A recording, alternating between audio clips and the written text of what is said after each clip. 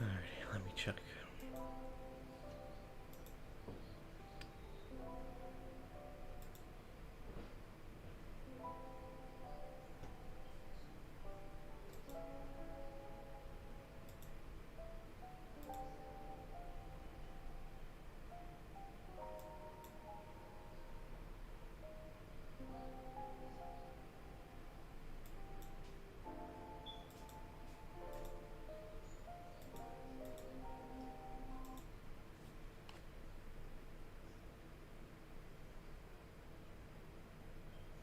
Yeah, it's low. I should probably fix that, honestly.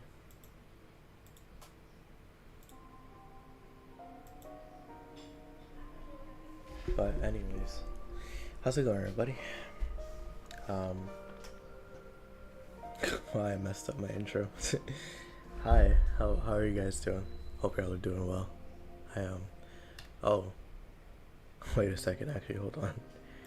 Gotta make sure that my. Yep. That mic. This, that, and the third. Yep. Okay. So yeah.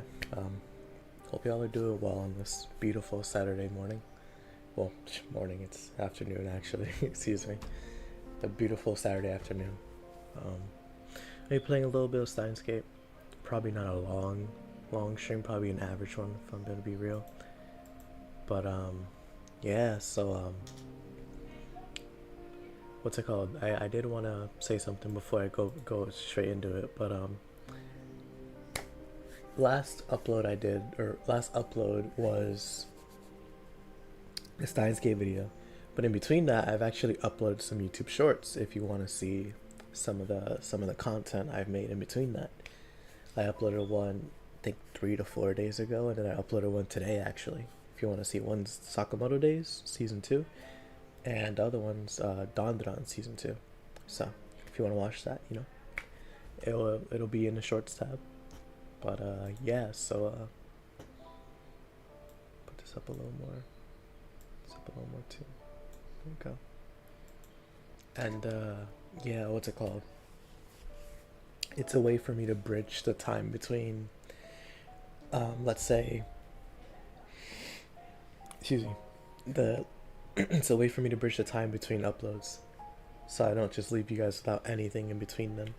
Which, granted, this is a special case because like those were shows that I was watching in between like the uploads, so it was you know, it was a perfect storm, I will say. But I wouldn't say expect shorts like all the time. Just definitely like they might be like a new thing for the channel. I was really happy how they came out, so I'm excited to show you guys that.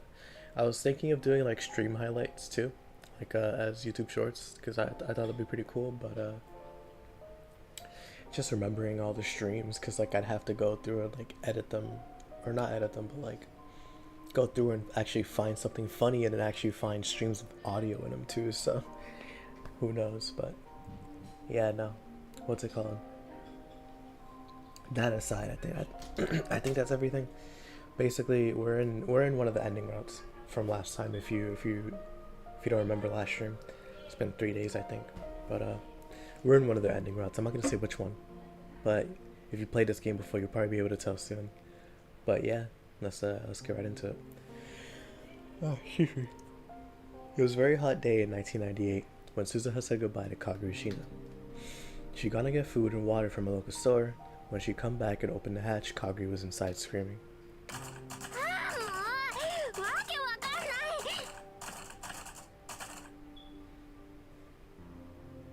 She looked inside and saw that Kaguya was slamming her tiny hands down on the control console.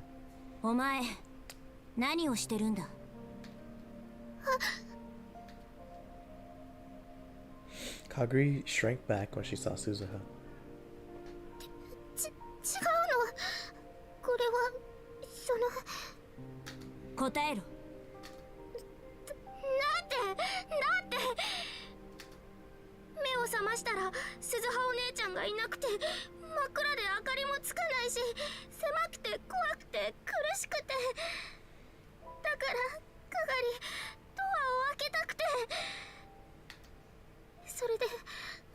いじってるうちにこんなこと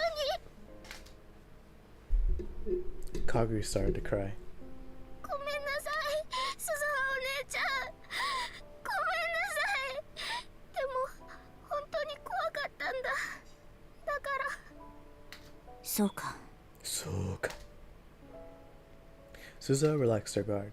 Kaguri had PTSD from her time as a war orphan and she hadn't fully recovered. Mayuri had once told her that she got very frightened in dark and cramped places. It would make sense if waking up in the dark caused a panic attack. And the time machine could only function with Suzuha's biometric authorization. Someone of Kaguri's size wouldn't be able to break the console either. お前は時間移動のショックで気を失ってたんだよ。だから休ませておいたんだけど、悪かった。Suzuha grabbed one of Kaguri's tiny hands to help her up and then led her outside the time machine.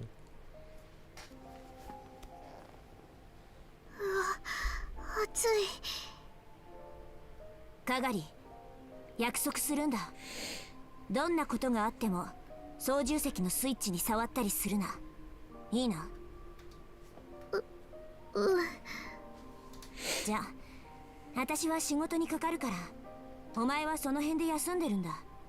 飲み物と食べ物は適当に食べていい。Suzuha handed Kaguri the provisions she bought, then went inside and poked her head into the cargo space under the control console. She connected the IBM 5100 she stored there to a portable terminal she brought for the future. By all appearances, it was an early 2000s cell phone, but inside it was a miniaturized quantum computer from the year 2036. Of course, future Dara had made it himself.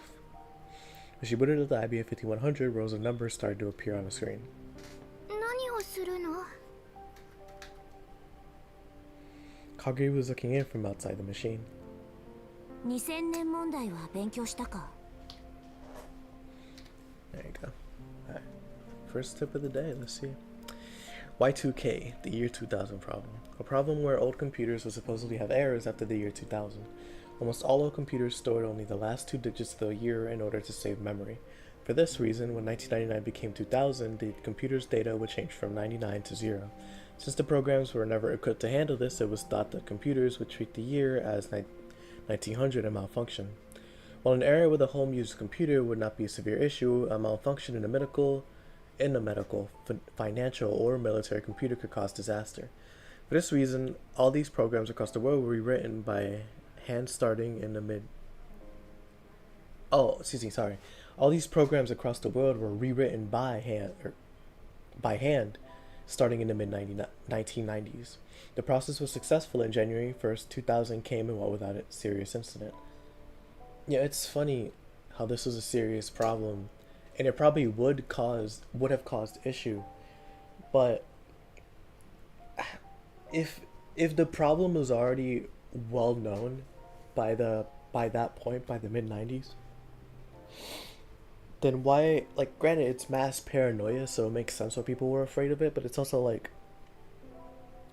if the problem was already known and there was a way to fix it, what's the issue?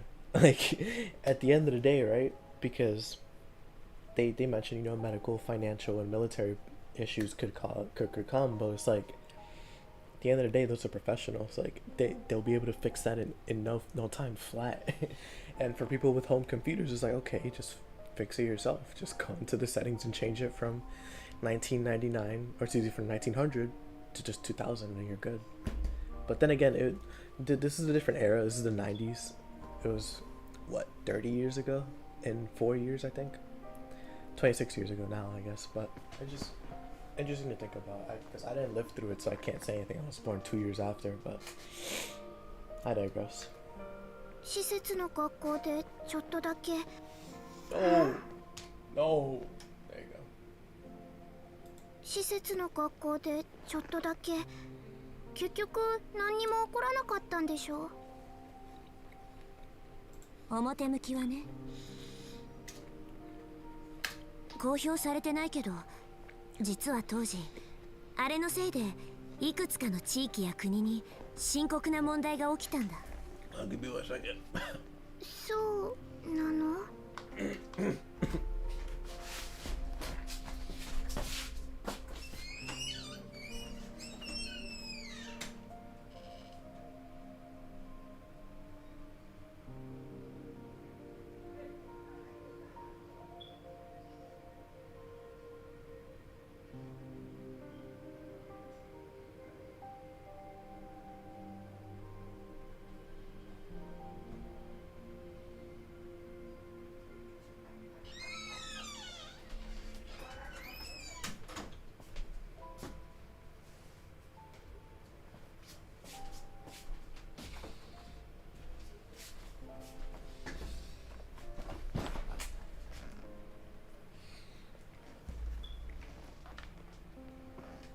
Sorry,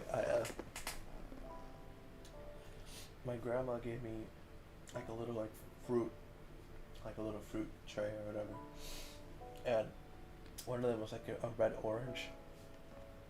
I forgot what they're called. Let me look it up actually.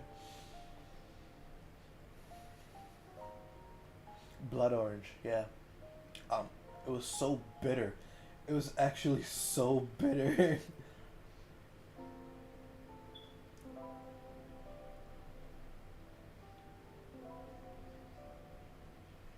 Yeah, I don't know why it was so bitter. I don't. Wow. Okay, I had to make sure. Yeah, because like I'm not bugging. Blood oranges are bitter.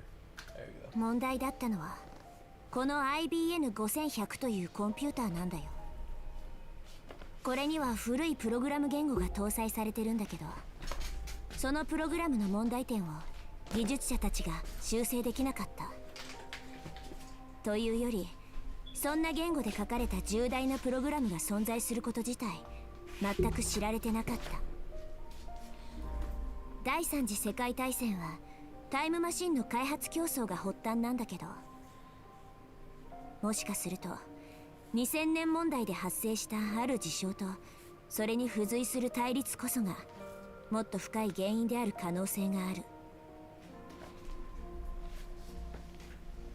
She didn't expect a 10-year-old girl like Kagura to understand this, but she didn't feel like taking the time to explain, of course, so just dump all this on her and then expected her to just roll with it.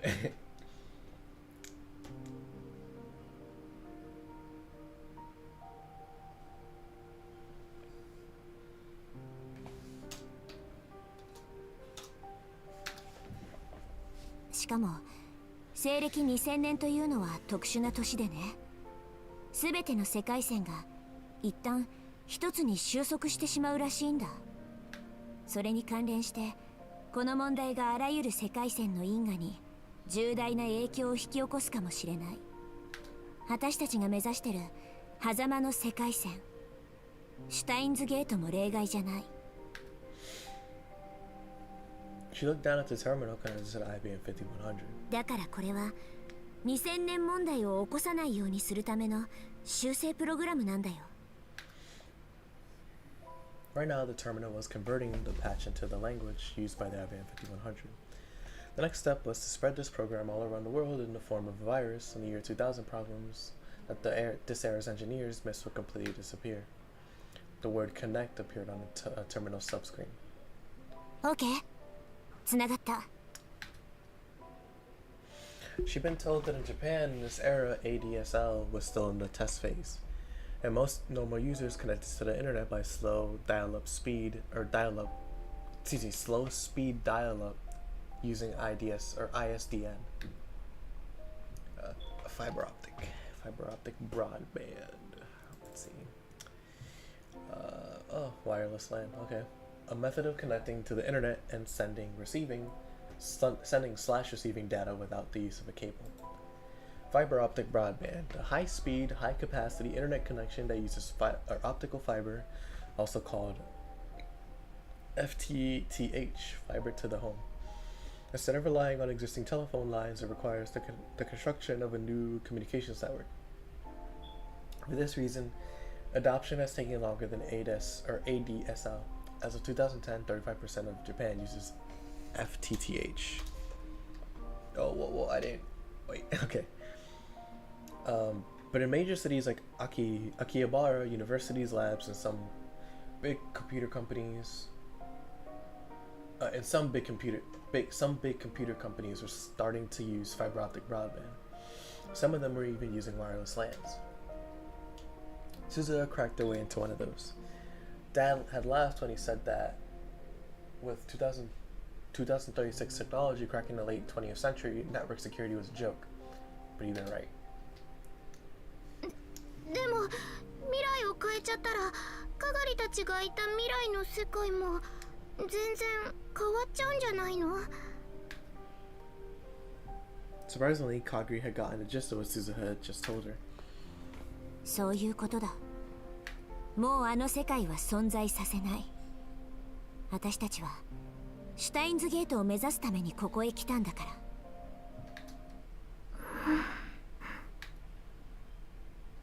Suddenly, The uneasy look on Kaguri's face vanished. It was as if her soul had left his body. Suddenly her face was expressionless and her eyes were wide. 声、神様の声、聞こえる。かがり？ダメだよ。よくないよ。ダメなんだよ、鈴葉お姉ちゃん。そんなことしちゃいけないんだ。おい。Kaguri was acting strangely. Suspiciously, Suzuha reached her hand out towards her, but she slipped past Suzuha's hand. And quicker than any child should be able to move, she slammed her shoulder straight into Suzuha's body. Suzuha was caught completely off guard. That's how fast it was. Kaguri's shoulder hit her in the solar plexus. She bent over and collapsed onto the seat. Kaguri tore the terminal out of Suzuha's hands. The cables connecting it to the IBM 5100 ripped out and the errors displayed on both screens. お前、何を？ Kaguri didn't answer the question. Instead, she grabbed the backpack that Suzuha had placed on her seat and spilled its contents onto the floor. There were MREs, spare parts, clothes, and a semi-automatic pistol. Suzuha couldn't believe it. Kaguri was going to try to pick it up. やめろ！ She forced herself to ignore the pain as she jumped on Kaguri's back. But another unbelievably powerful body slam knocked her back.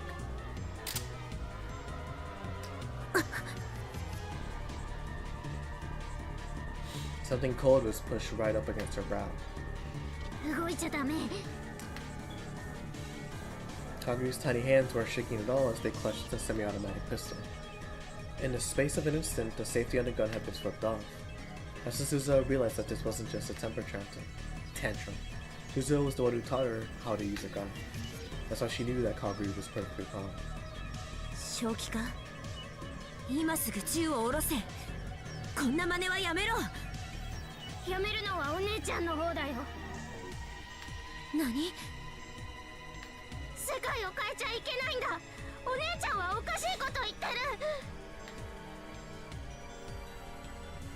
There was no hesitation in her eyes. Instead, Suzuha saw only resolve. じゃあこのまま戦争が起きてもいいっていうのか？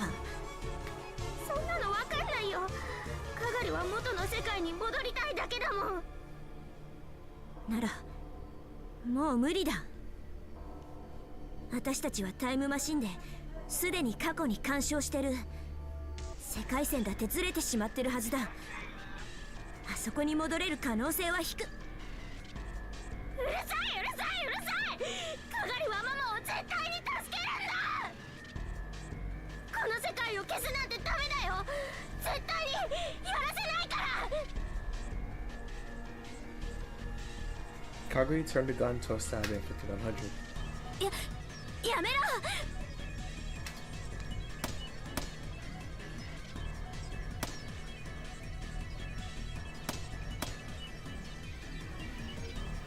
Before Suzuha could stop her, she yanked down on the trigger. Again and again. やめてくれ、かがり！やめろ！ And then Kaguri jumped out of the time machine. And Suzuha never saw her again.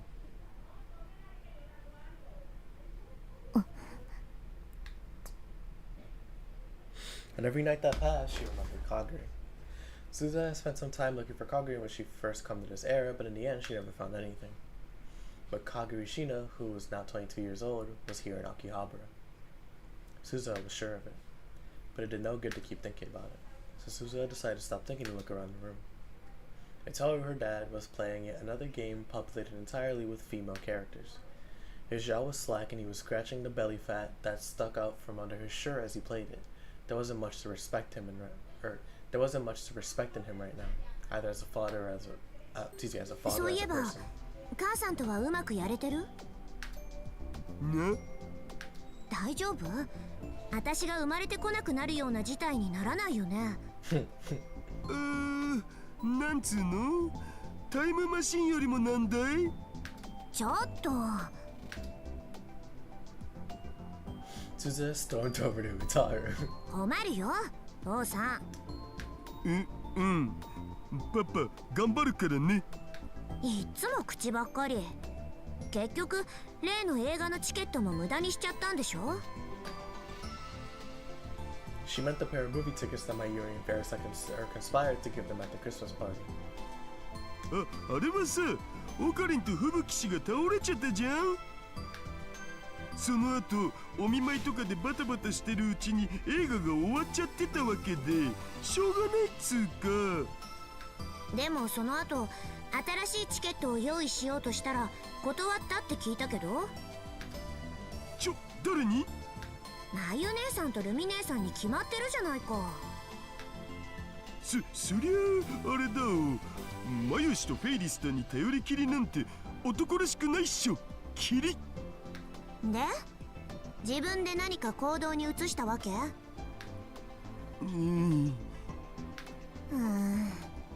ダメだこれ。 Maybe this is a more important problem than the time machine. Suzuha brought her hands up to her head. いい父さん。私いつまでもこうやってお説教できないんだからね。もうすぐ行っちゃうんだよ。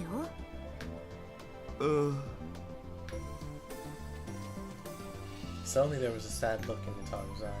そういう顔しない。約束したはずだよ。もう迷うのはやめにしようって。 The past 6 months, Suzuha had been thinking about whether it was really right to erase the world. But in the end, it was other than Utaru who pushed her to go ahead. ごめん。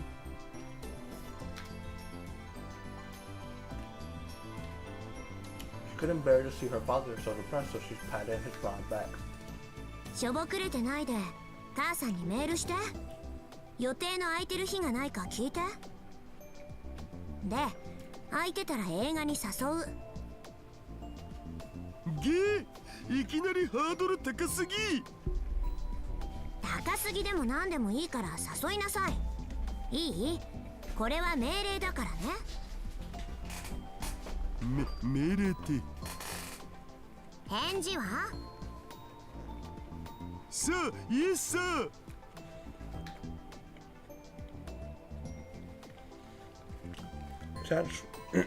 Excuse me. Satisfied, she headed off to take a shower. でもその前にちょっとだけコンビニに行ってくる。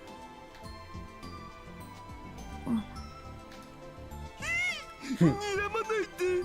なるべく太らないようなものを食べますんで、何卒お許しを。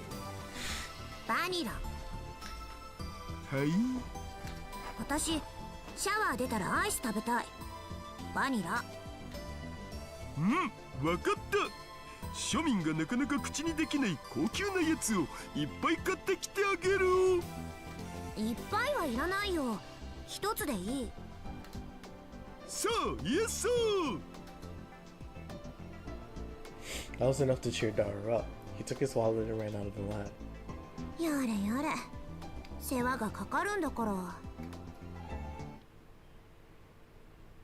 She had just about taken off her jacket so she could take that shower. But 鈴葉。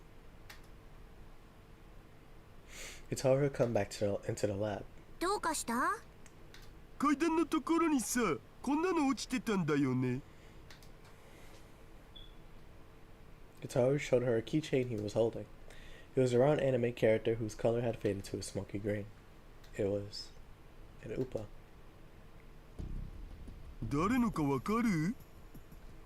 まゆ姉さんじゃないの？ She leaned forward to take a closer look, and then she felt like she was experiencing deja vu.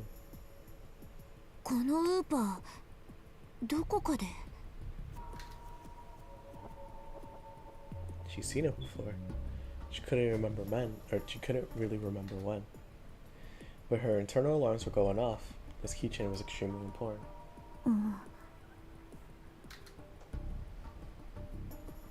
Upas were common enough that you could find them anywhere. The plastic edges had worn down, the paint was faded and coming off in places. But there was no dust, and there were no stains. Instead, it shone brightly, as if its owner had put a lot of effort into taking good care of it.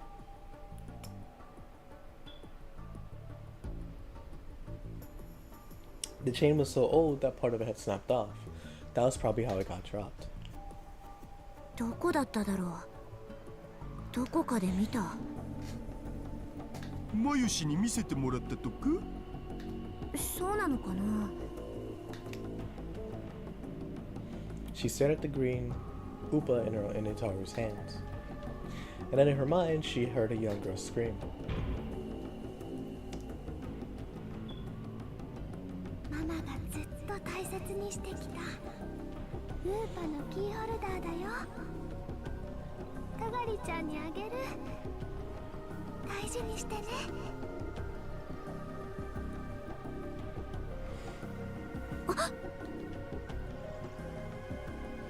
She gasped. A feeling of indescribable terror raced down her spine. まさかこれかがりのか。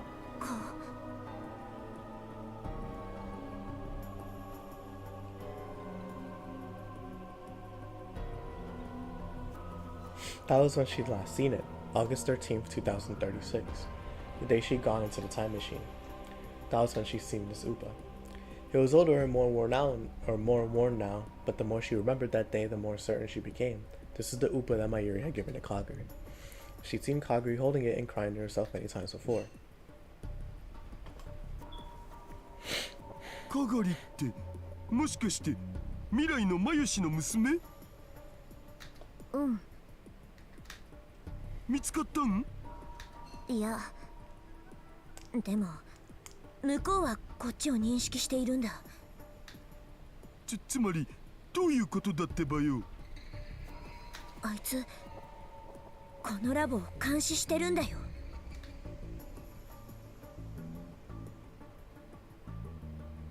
Satisfied, she headed off to take a shower. Ever since then, her careful efforts to defend the time machine had paid off, and she hadn't seen any sign of Kaguri. But she never thought she'd be watching the lab. いや、ちょっと考えれば当たり前のことだったんだ。あいつは私たちがシュタインズゲートに到達するのを阻止しようとしてる。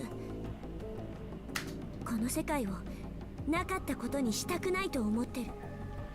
ということは私だけじゃなく父さんもマークされてる。え？僕？まあ父さんの命に危険はないとは思うんだ。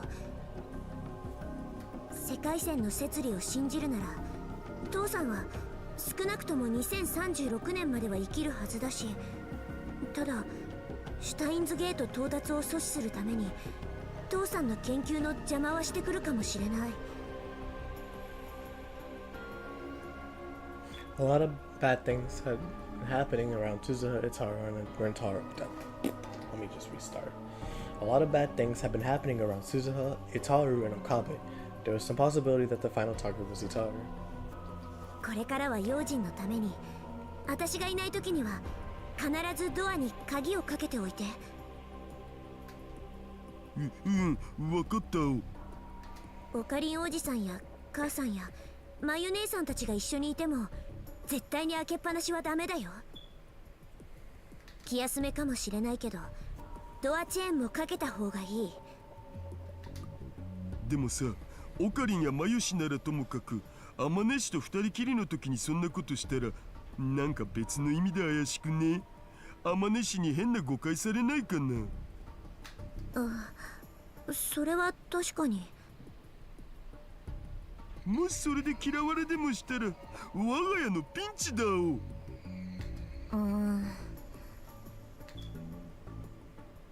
Suzuha had grown softly, unsure of what to do. 父さんがもっと早く母さんと恋人になってれば何の問題もないのに。で、結局そこへ話が戻るとか？とにかく注意だけはしておいてよね。Suzuha decided to keep the green Upa keychain. She softly ran her fingertips over as she stared at it. なあ鈴葉、かがりたんって血はつながってないけどマユシの娘なんだよね。そうだよ。あのマユシに育ててもらった子が人を襲うような恐ろしい人間になるのかな？なんか鈴葉の話とイメージが重ならないっつうか、もっと優しくてほわほわしてて可愛い女の子になってるんじゃないかなとか思ったり。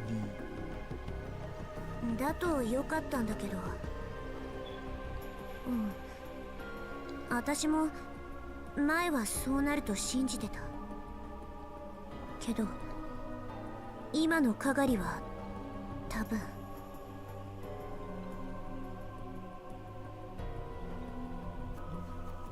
From what she'd seen at the radio building, she could tell Kagri had definitely received professional combat training. It wasn't just a simple defense or self-defense techniques that she learned from Suzuha when she was a child. As she'd grown up, she'd been taught the cold techniques of a killer. There's no way to know where she'd been or what she'd been doing ever since she'd gone missing in 1998. But there was no doubt in Suzuha's mind that she was trying to ruin her plans.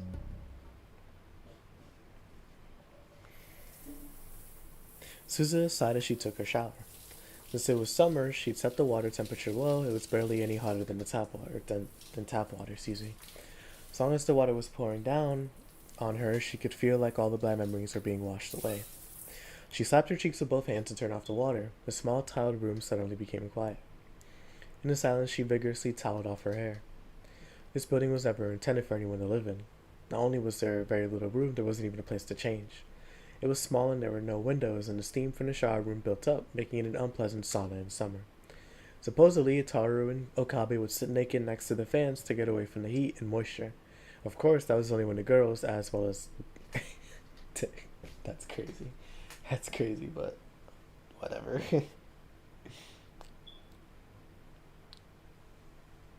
Oh, man. Of course, that was only when the girls, as well as Luka Urushibara, weren't around. But Suzuha couldn't do that. There were those huge scars on her chest. If she was careless and Yuki saw them, she'd have a big problem. She was always forced to change within a small space. Yep. The second she left the shower room, she realized something was wrong. The lights were off in the part behind the curtain where the lab room was. She was sure she had left all the lab lights on when she'd gone to take a shower. She remembered turning them off. Still completely naked, she flung open the curtain. She dropped to the floor, ready to move. She could tell by the light from the shower room that there was no one else there. She didn't hear any breathing and she didn't feel any other presence. 父さんが一度戻ってきたのか。And then when he left, he turned off the lights. No, that couldn't be right. She looked around the room and saw that things had been moved in a way that an amateur wouldn't be able to notice. Itaru's computer desk, the sofa area, the bookshelves, even the mini kitchen.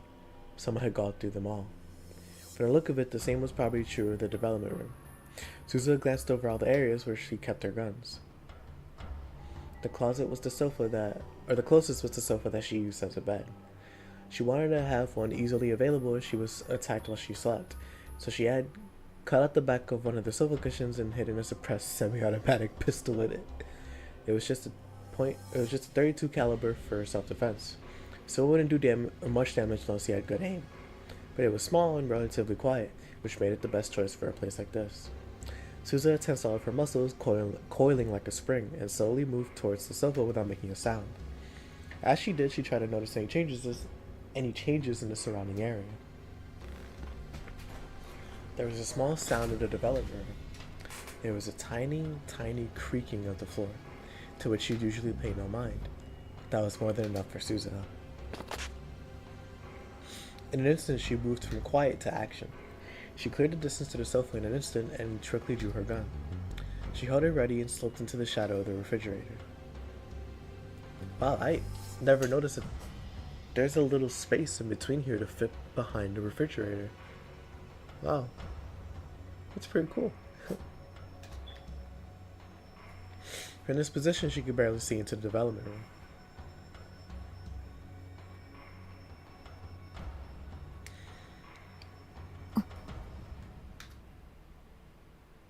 The room became silent again. This time, the intruder in the other room didn't try to hide their presence. おかしな真似をしたら撃つ。手を頭の上に。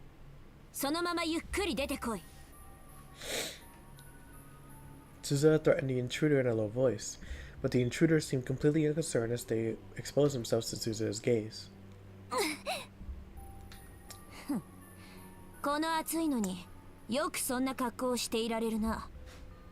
ヘルメットだけでも取ったらどうだ？ The intruder was wearing a motorcycle suit just like before. Even the helmet was the same. The leather suit clung tight to their skin, revealing a voluptuous and perfectly proportioned body. It was clearly a woman. あんたが探してるものだけどね。そこにはないよ。私の服のポケットだ。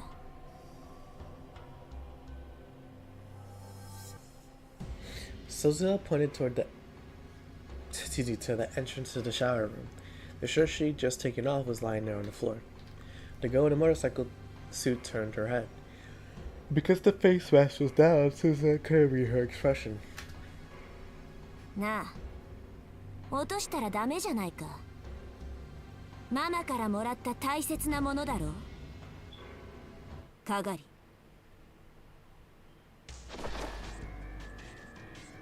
The second she spoke, Kagushino was the first to move. She drew She drew the gloss military knife that she must have been hiding behind her back, and closed the gap between herself and Suzuha in an instant. Suzuha pointed the gun at her legs and pulled the trigger, carefully aiming away from her vitals. She heard the small pop of a suppressed 32 and saw Kaguri lose her balance and fall. Or she thought she did, but it was a feint.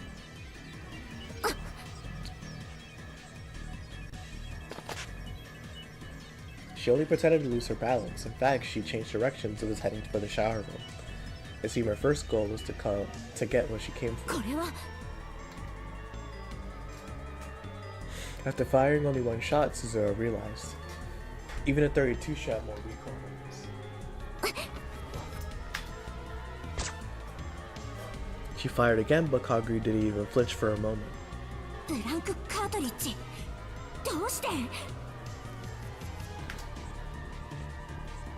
At some point, all the bullets in Suzuha's gun had been swapped with blanks. That instant's panic was all it took. Kaguri reached out for the shirt on the floor in front of the shower room.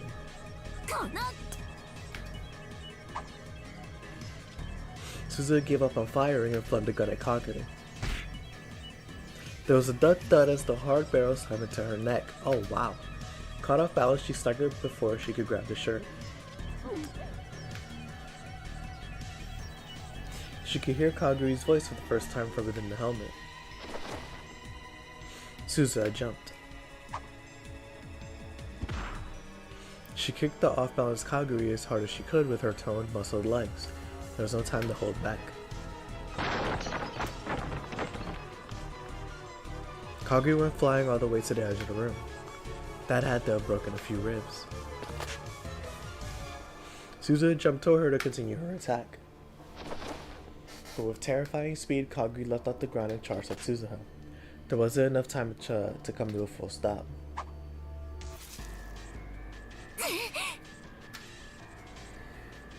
A sharp blade swept by, a mere centimeters away from her exposed abdomen. If she pulled back even a few tenths of a second later, the knife would have fatally sliced open her gut. Oh my! The blood rushed to Suzuha's head. Kaguri was serious. She was planning to kill her. There was no hesitation in her movements. Suzuha leapt back and searched for something she could use as a weapon, but the other guns were probably no different. There was a good chance they all had their ammo swapped with blanks, too. It was even possible that all her self-defense knives had been taken too. Which left? There were several knives casually stored in the kitchen. Yukiya brought them over to use in teaching the other girls how to cook. But Kaguri had evidently noticed them as well, and she was moving to keep Suzuha from reaching them. へえ、ずいぶん離れしてるじゃないか。とてもマシンの中でベソベソ泣いてた子供とは思えないな。驚いたよ。Suzuha kept her distance from Kaguri as she slowly moved along the wall. Her competitive drive burned even brighter as she tried to come up with a way to overcome her disadvantage. ほら、かがり、これだろ。 She picked up her shirt from in front of the shower room and took a green keychain out of its pocket. どうした？取りに来なよ。 Her fingers moved as if to crush it. She could see Kaguri twitch. For the first time, she could detect a hint of emotion behind the helmet. And in an instant, she threw it at Kaguri's stomach.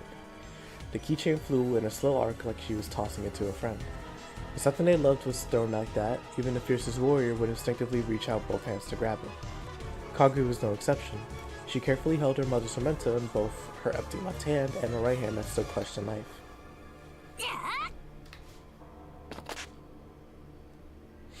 Using the slow arc of the keychain as camouflage, Suzuha ran at her in a straight line. Her right fist connected hard with Kaguri's stomach. Then her left arm smashed Kaguri's head to the side.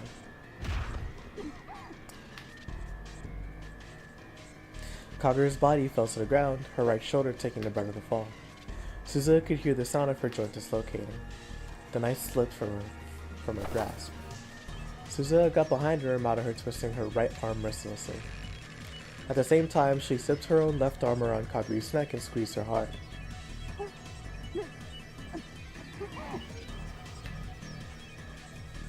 She could hear something like a moan from Kaguri's throat. She could both hear and feel the bones in her arm, neck, and creaking, arm and neck creaking.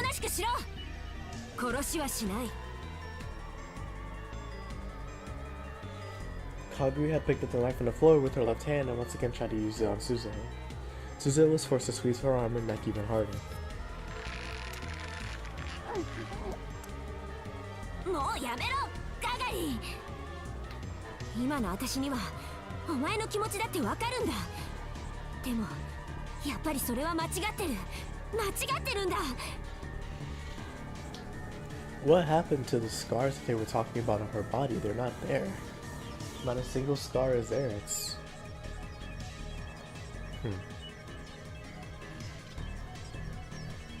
Whatever, man.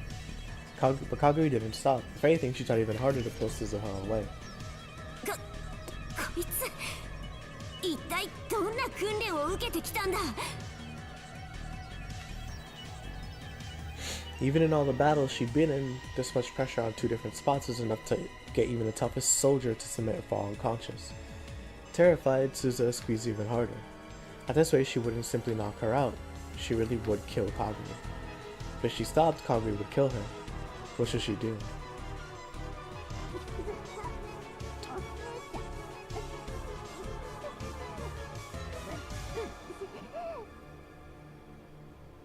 And then she heard a sad, weak voice from inside the helmet. It startled her, and she relaxed both her arms. But that was just what Kaguri had hoped for. The knife came very close to cutting Suzuha's left arm. When she let go to dodge it, Kaguri shook her off and kicked at her hips with both legs.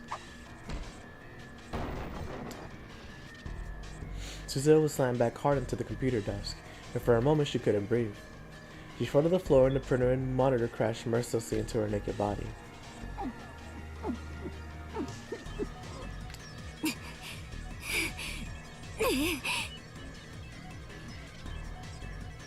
She forced herself to stand up, gasping hard as she did so. Kaguri's breathing was heavy too. Her right arm was pointed in an impossible direction and hanging limp. She wouldn't be able to use it for a while, probably.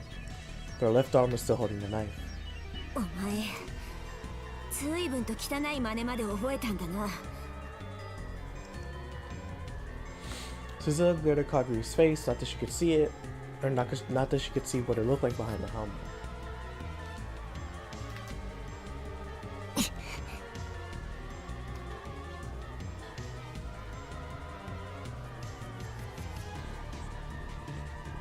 The two of them fell silent as they tried to catch their breath. The tension in the air was so thick that it was difficult to move a muscle. Sweat rolled down her forehead and into her eyes, but she didn't blink as she waited for Kaguri to make her next move. It was the sound of the front door opening that broke the stalemate. おい、鈴葉、今すごい音しなかった？ Suzuha felt a chill run down her spine when she heard Itaru's voice. あれなんで真っ暗なん？ダメだ父さん、来ちゃダメ。 She yelled at the exact same instant he turned on the lights. The sudden brightness was enough to make Suzuha flinch for an instant. Kaguri was wearing a full face mask, or full face helmet, and that made all the difference. She leapt towards Itaru just a moment before Suzuha.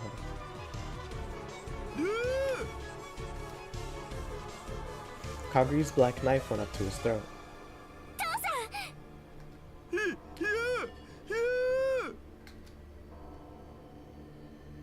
Kaguri spun around behind him, using Itaru's huge body as a shield. Suzuha staggered toward him, gritting her teeth. その手を離せ。かがり。 Oh, she has bass in her voice, good lord. 父さんに傷一つでも負わせてみろ。たとえお前でも本当に殺す。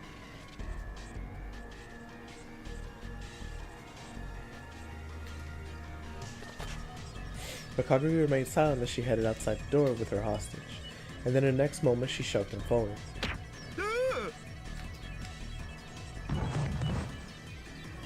Itaru lost his balance and fell towards Suzuha. Suzuha fell to the ground underneath his weight.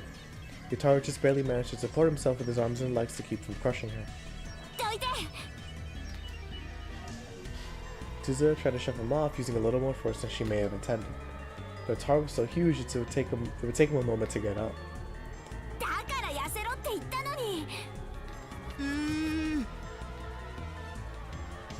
She was getting away. She somehow managed to crawl out from under him and quickly tried to follow after Kagura. Itaru was still laying on the ground as he tossed the naked Suzuha her shirt. She grabbed it and quickly put it on, then ran outside. But when she looked around the street, the girl and the motorcycle lovers wasn't there. There's no way to even know where she'd gone. 逃げられた。 It would be dangerous to run around trying to find her now. There was a chance Itaru would be attacked while she wasn't at the lab. 今のってまさかかがりたん？ Itaru came outside as well. 多分間違いない。そっか。そうか。結局あの子とはこうなっちゃうんだな。 The bruising wounds were bad enough, but the pain that ached in her heart was the worst of all.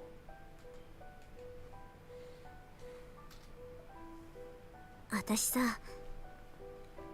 あの子のことは本当に好きだったんだ。うん。小さくても勇敢で、まゆ姉さんを守るためにいつも頑張ってて、私もそんなあの子にいろいろなことを教えた。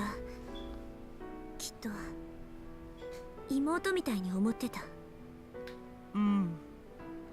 けどあいつはもう完全に敵だ。 Itaru straightened up her shirt sleeves. 今の鈴葉、なんかエロゲーの地上キャラっぽい格好になってるよ。え？お？ Suzuha was completely caught off guard. True, her t-shirt only came down to just below her hips, roughly the length of a miniskirt. Her breasts were almost completely bare. The shirt's hem was turned up and she felt exposed. まあ僕は地上物も結構いける口なんで、乱れた裸 T シャツというのもありといえばありですが、むふー。またそうやってふざける。大怪我してたかもしれないのに。 Itaru shook his head. 僕さ、さっきはナイフ見て騒いじゃったけど、でも怖がる必要なかったんじゃないかなって。あれがもし僕の聞き間違いじゃなかったら。 Itaru rubbed the part of his neck where the knife blade was. ナイフを突きつけられてた時、ほんの少しだけど聞こえたんだよ。何が？彼女、多分泣いてた。え？ Crying under the helmet after that whole battle with Suzuha while holding a knife to Utaru's neck. But why? だからさ、決めつけるのはまだ早いんじゃね？父さん、の？アイス買ってきてくれた？バニラ。ああ、もちろん。食べたいな。私ちょっと疲れちゃった。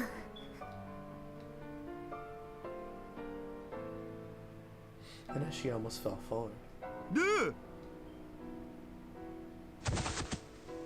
Utaru managed to catch her before she hit the ground.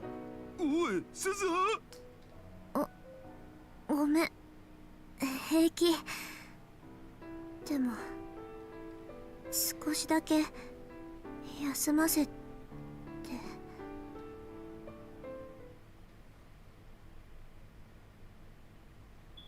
That was all she had the energy to say. She closed her eyes in her dad's arms and her consciousness melted away. Now we switch perspectives, yeah.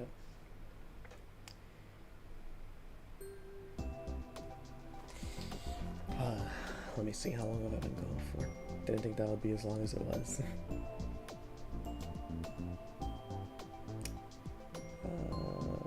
It's been an hour, almost an hour.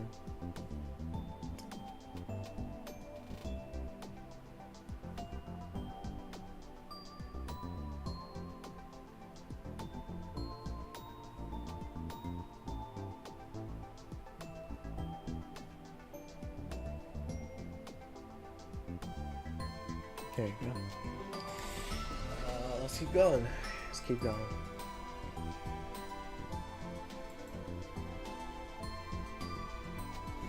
When July came, the sun shone down even harder on eastern Japan.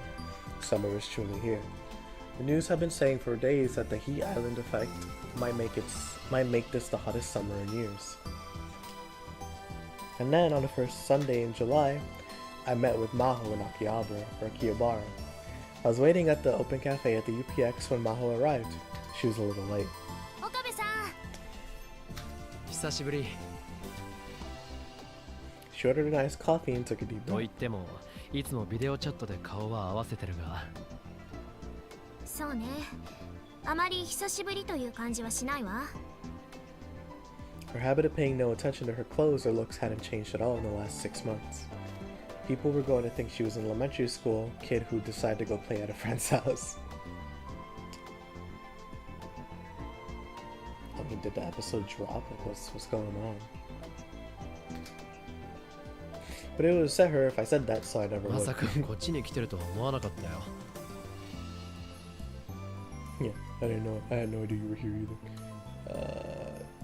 My Hero Academia final season. Yo. Yo, let's go. Let's go. That's fine. That's fine. I gotta watch that when I have the time. My Hero Academia. My Hero. I know there's that. There's One Punch Man. There's one Lunch Man. Hell no, bro.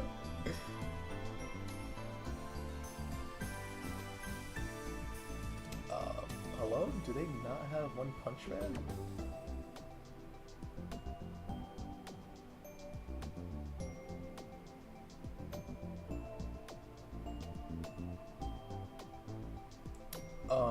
Excuse me? Is One Punch Man not on Crunchyroll anymore? I'm sorry, just pausing randomly, but that's a crime if One Punch Man isn't on Crunchyroll anymore. That makes no sense. Absolutely no sense.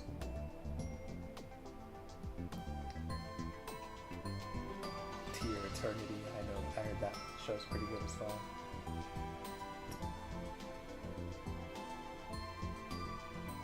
You gotta watch this show. Yeah, you gotta watch it.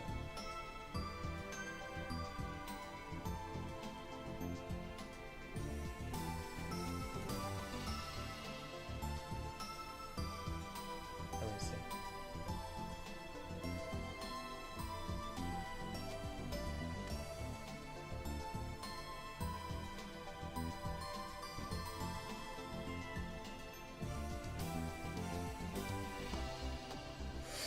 Okay, sorry, got distracted there for a second.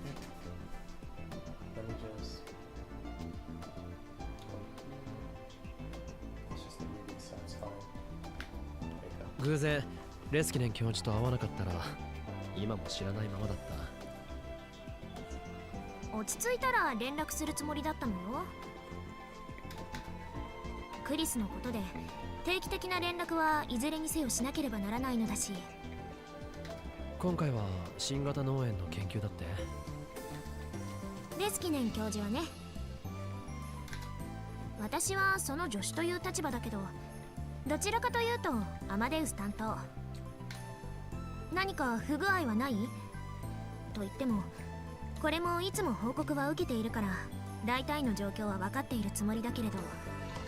ああ、特に問題ない。最近はクリスの相手をするのに苦労してるけどな。ちょっと。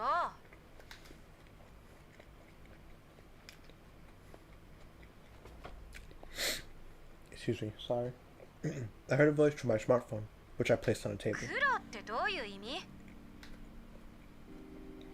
I left the Amadeus app turned on. Of course, Amadeus Curry still could hear everything we said. 最初に会った頃よりちょっと口調がきつくなってきてる気がする。あんたが勝手に私にビビってるだけでしょ？かもな。It was turning into our old relationship in the Alpha World line, when we fought all the time. I was starting to lose track of whether that was a good thing or bad thing for me.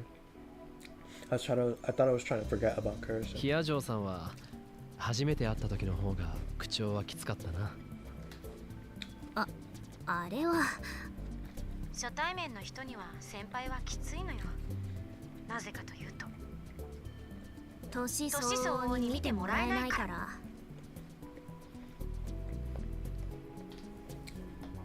The two of them spoke in unison. だからついカリカリしちゃうのよ。ある程度親しくなれば容姿のことも言われなくなるでしょ。だから心穏やかに話せるというだけ。I guess that was right not to comment on her outfit. That was a close call. アマデウスの話に戻すけど、クリスの口調がきつくなったというのは面白い兆候だわ。私や教授の前では見せない一面なわけでしょ。それだけ深く心を開いているとも言えるかもしれない。開いてません。Maho simply smiled and ignored そう her. した心の動きをプログラムとして解析できるから、私や教授と話しているだけでは決して見られなかった変化だわ。それだけで岡部さんにテストを続けてもらった価値もあるというものよ。そんなものか。レスキネン教授もその点を高く評価していたわ。過大評価だと思いますが、実際私と話す時も文句や愚痴が多いですし、あまり男らしくないというか。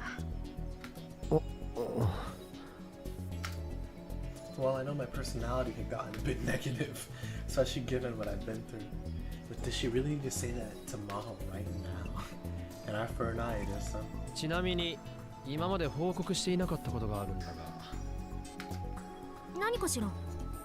これはおそらくヒアジョーさんやレスキネン教授も把握していないことだと思う。待って、あんた何の話をしようとしてるの？真帆先輩や教授が把握していないことって、私についての？栗ご飯とカメハメハといえばわかるか？ It's crazy that the music cut for this. That's insane. A few weeks ago, I'd actually searched for Curry Gohan and Kamehameha on a whim. It was the handle curse so I'd used on that channel when she was still alive. God rest her soul. Handle, an online nickname, or an online nickname. It's rare for people to use online nicknames on boards like that channel. If a user does not pick a name, they'll simply be displayed as anonymous, which we've seen. Just funny. Like my YouTube channel, you know, that being called Infamous Isaac or whatever. That's actually that's my old handle. My new handle my new handle since it's been like this for like 3 years now. But what's it called? My handle is Nico Robin, which for people who used to watch my channel before the Great Change, that's what my Overwatch name used to be, or well, it is. From what I've seen, the comments started in summer 2008 and then abruptly stopped in July 2010. So she would have been like 15, 16 when she started. And it started up again in December of that same year. Even now in July 2011, they were still up here. If it weren't Curtis's ghost and it wasn't an imposter, then the one who could be writing those posts was... 岡部倫太郎さん、ちょっと2人だけで話をしましょうか。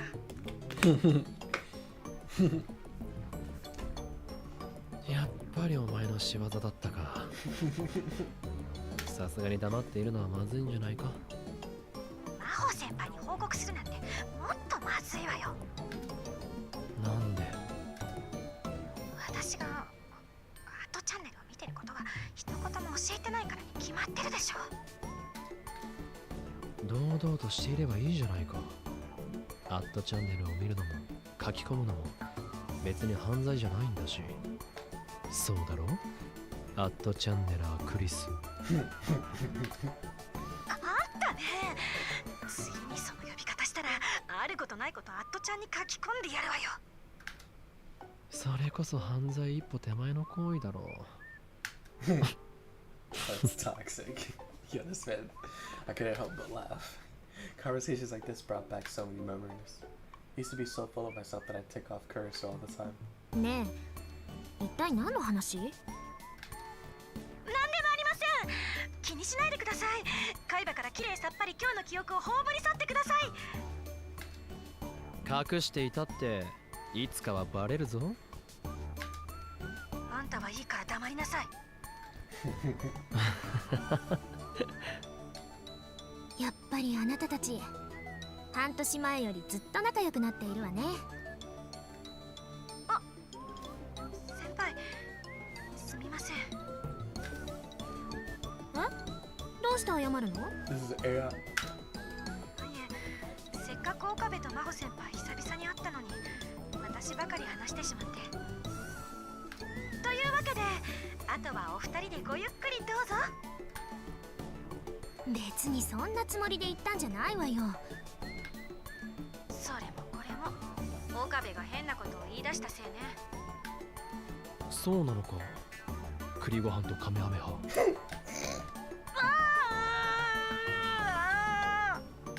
お願いだから言わないで。She was like the real Curtis, so she was strangely obsessed with hiding the fact that she was in that channel. ちょっと頭を冷やしたいので一度切りますね。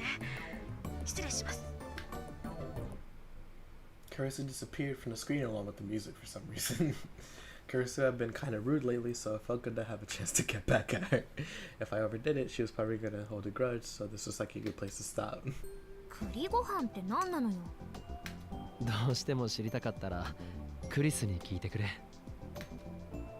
If I explained it, she'd probably get mad and refuse to talk to me again. それで今回はどれぐらいの間こっちに滞在することになりそうなんだ？前よりも長くなるかもしれないわね。レスキネン教授が研究している新型脳炎は未だに詳しいことがほとんど分かっていないようだから、もしかしたら私だけ先に帰らされる可能性もあるけど。時間があったらラボにも顔を出してみるといい。ダルやマユリもきっと喜ぶはずだ。マユリさんはともかく橋田さんはどうかしら。Maho is finally starting to understand Daru's true nature. Speaking of Daru, you should be on a date with Yuki Yamane right now. ちなみにクリスのノート PC はその後どうしたの？あれは破棄したよ。それが一番いい判断だったんだ。前にそう話しただろう。ええ、そうね。She looked down, or she looked down, a sad expression on her face. She I told her I was gonna do it ahead of time, but it still must have upset her to see one of the last things she had to remember Kurisu I destroyed. Oh, switching perspectives, okay. About half the seats at Go-Go Curry were full. It was Sunday, but it was also after 2 p.m. and so the lunchtime rush was over. Suzuha was sitting at the restaurant's far edge, a baseball cap pulled down over her face. She was hiding her face to the cap and carefully watching a couple sitting nearby. Let's see. Meisha curry. One of the items on the Go-Go curry menu consists of an extra large portion of rice, a pork loin katsu, and chicken katsu, hot dogs, fried shrimp, a tartar sauce, and I almost called it tartar sauce, bro. Heck, A cheerful employee put down 2 giant silver plates, or trays, more accurately, in front of him. Suzuki could see the other customers looking at them and whispering. The couple really stood out after all. The man was a giant who looked like he ate The man was a giant who looked like he ate major curry all the time, but the woman who was slim, pretty, and looked very kind. The combination of a huge man and a slim woman was as unbalanced as the combination of a pretty girl and major curry. The major curry was big, and it was huge. Suzuha knew from experience. The massive silver trays were loaded with rice and curry and topped off with 2 fried cutlets, fried shrimp, sausage, a boiled egg, and a mound of cabbage. There were 2 or 3 times as much curry as you'd find in a normal dish, and the toppings were just as big. Even a growing young boy would find it hard to eat them all.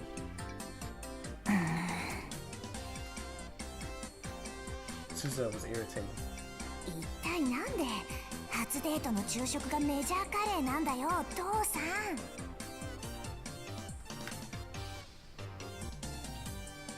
The Beauty and the Beast couple that Suzuha was watching, of course, was Utaru and Yuki. In the morning, they'd gone to see a movie in Yurakucho. Then they come to Akihabara and gone straight to Go-Go Curry. Suzuha had followed them the whole time, so she couldn't believe Utaru's choice of date spots. 私はゴーゴーカレーでも全く問題ないけど、というかむしろ好きな方だけど、せっかくの初デートなんだからもうちょっと他に選択肢もあるだろう。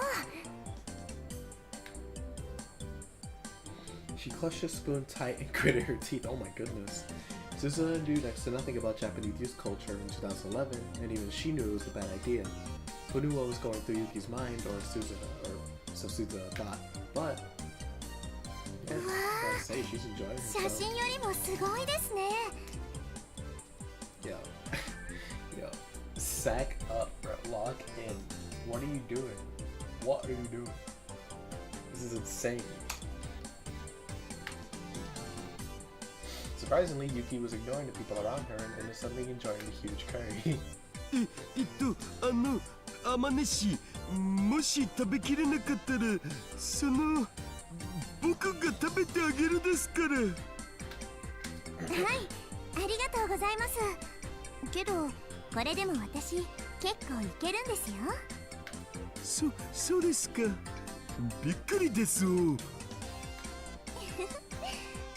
はいつもお店の外でメニューだけ見てて、一度食べてみたかったんですよね。連れてきてもらえて嬉しいです。それは実に良かったです。おSuzuha had evidently worried over nothing, but she still realized that Utaru was acting strangely. Ever since he'd come out of the movie theater, he was walking and talking strangely. Instead of his usual hunched posture, he was forcing himself to stand up straight. His every movement seemed oddly forced, as if he were a broken robot. He downed glass into glass of water. あ、ごめんなさい。私にもお水のおかわりを。はいどうぞ。ありがとうございます。Utaru poured water into Yuki's cup. Suzuha had a bad feeling. She was right. Utaru was moving so awkwardly that he almost spilled water on her hand. 大丈夫ですか？ちょっと手が濡れただけですから。それより早く食べましょう。Yuki quickly wiped down the table with her handkerchief and grabbed her fork and spoon. There were stars in her eyes. それじゃあいただきます。いただきます。 Yuki seemed to be really enjoying her meal, but Itaru was very formally quiet. He was taking little nibbles out of the piece of fried cutlet like a squirrel eating a nut. The whole time they weren't saying a word. 一体何をやってるんだ父さんは。あんなんじゃ母さんに愛想つかされちゃうよ。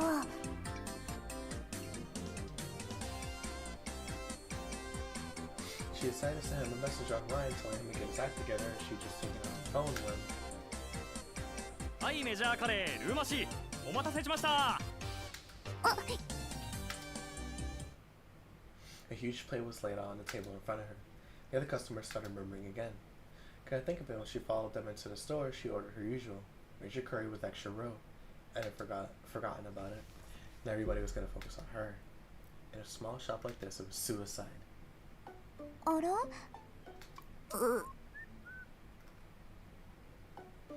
Just as she expected, her eyes met Yuki's. 鈴葉さんいたんですか。偶然だねゆきさん兄さん。声かけてくれればよかったのに。いや気がつかなかったんだよ全然。She realized that she should probably leave, but she couldn't go without at least taking a bite out of the major curry in front of her. Her experiences in war had left her completely unable to waste food.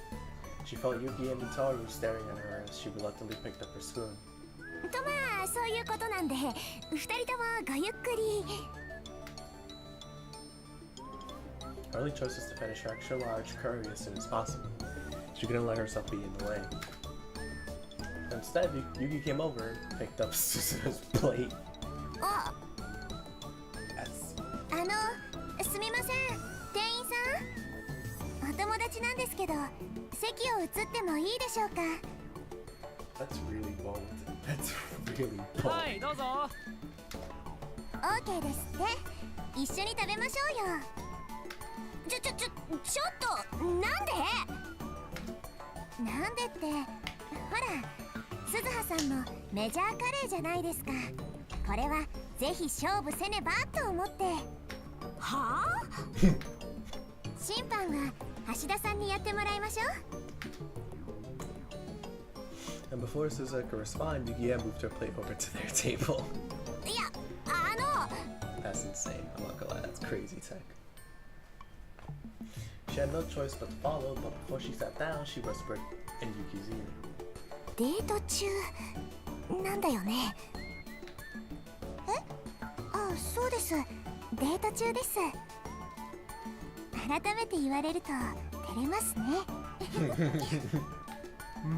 Yuki's adorable. Itaru didn't react at all, even though she was sure he'd overheard that. 私デートとかしたことないから詳しくないんだけどさ。デート中に他の女とカレーの早食い対決したりするもんなの？さあどうでしょう。でもほらアニメとかコミックスとかにそういうのありません？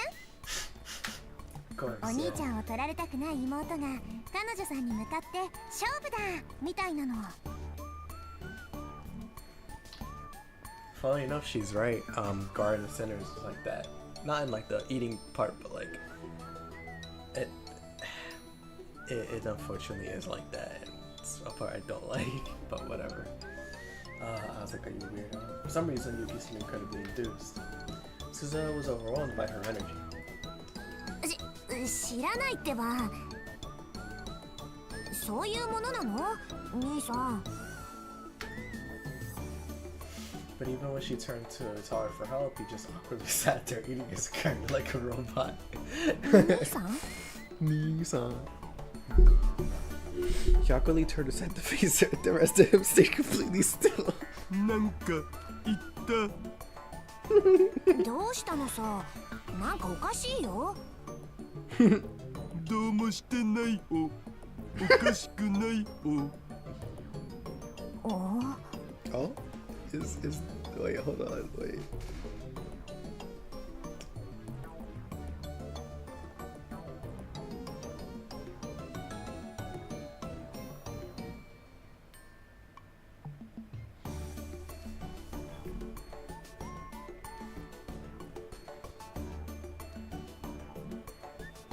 I'm sorry, I just saw Crunchyroll release a trailer for Demon Slayer and I was like, oh shoot, is it like coming to Crunchyroll finally?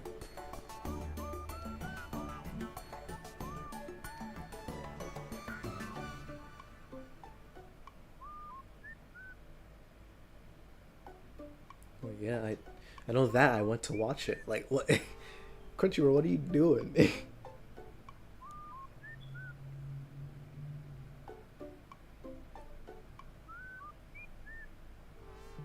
And what is this? What is this? All right.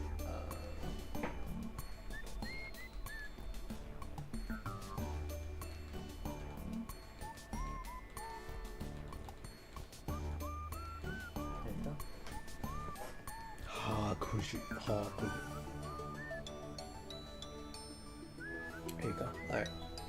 Suzuha glanced back at you. And for the first time, Yuki looked concerned. He's nervous, man. It's hard. In the end, Yuki and Suzuha did have their curry eating contest, and surprisingly, both of them completely finished their meals. Suzuha won by a very small margin, but the battle was exciting enough that not only the other customers, but the staff as well were applauding at the end. But the whole time, Itaru kept eating by himself. Since this wasn't even a conversation, let alone a date, she sent Itaru home. Oh, shoot. Part of her wanted to demand Itaru to explain himself right now, but she decided to talk to Yuki instead. She tried her best to avoid Yuki so far in order to keep her identity a secret, but it was July now. She would be gone from this era very soon. This might be your last chance to talk to Yuki at all.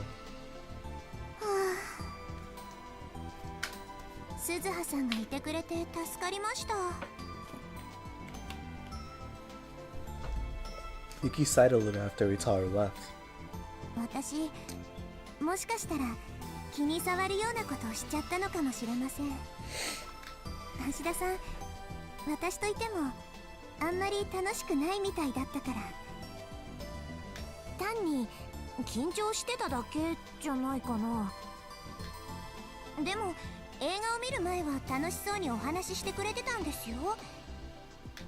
それが映画の後はすっかりよそよそしくなってしまって。私何か間違っちゃったのかな。カレー屋さんに連れて行ってもらったのも私のリクエストだったんですけど、ずっとあの調子だったからさすがにちょっと困ってしまって、それで偶然お店にいた鈴葉さんに助けを求めたというわけです。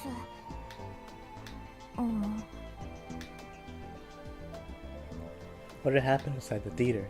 Suzuha hadn't followed them inside. She spent about 2 hours killing time outside.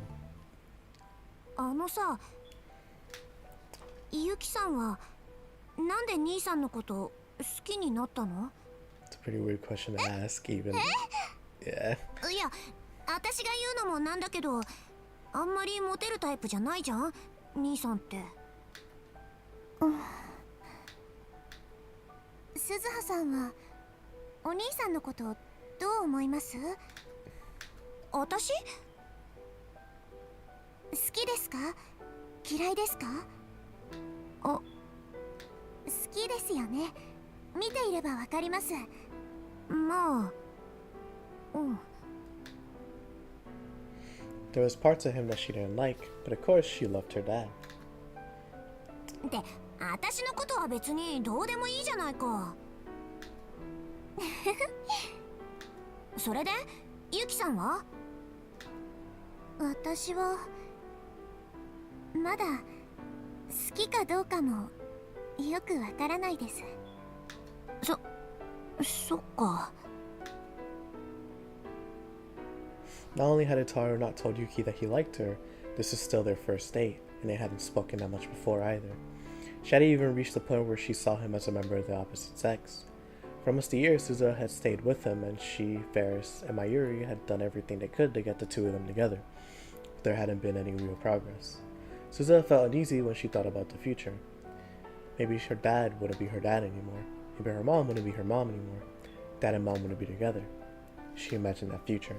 Well, I mean, そんなの嫌だ。 I'm sorry. So, I don't know if you noticed, but Suzuha forcing them, well, forcing Daru to try to get with her, she's ruining it. She's ruining the progress of the relationship because of the fact that she's being so hands-on. It's like, at the end of the day, Daru and Yuki met without Suzuha's intervention. They had Suzuha, and everything was normal. Now with Suzuha being here, she's giving undue influence onto Daru and his relationship with Yuki, in a sense affecting what's going to happen with their relationship. And so Suzuha, in trying to help, is unfortunately making things worse. And it sucks because I know what she's trying to do, but at the end of the day, you gotta let this happen naturally. Him and her, they got together for a reason. Whatever that reason was, I don't know. She knows, but that's not our place to intervene. If it was Mayuri and Ferris, then sure. Like, if it was them trying to intervene in the sense of like, oh, Yuki likes Daru, let's try to hook them up together or whatever, that's fine. But not, oh, Yuki is Daru's future wife, let's try to hook them together. That's different, that's meddling. And the first one's meddling too, but that's more like friends trying to meddle. This one's more like, alright, we're trying to play matchmaker because this needs to happen. Like, no, that's not right. She looks straight into Yuki's eyes. 私さ、もうすぐここからいなくなるんだ。え？ちょっと遠いところに引っ越すんだよね。そうなんですか？多分戻ってこないと思う。心配なんだ。父さん、兄さんのこと。だからさ、ユキさん、こんなこと私が頼むのもおかしな話なんだけど。And as she bowed deeply. 橋田至をよろしくお願いします。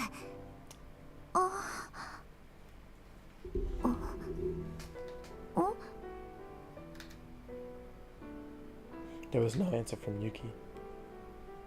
Suzuha looked up, afraid, and tried to gauge the expression on her face.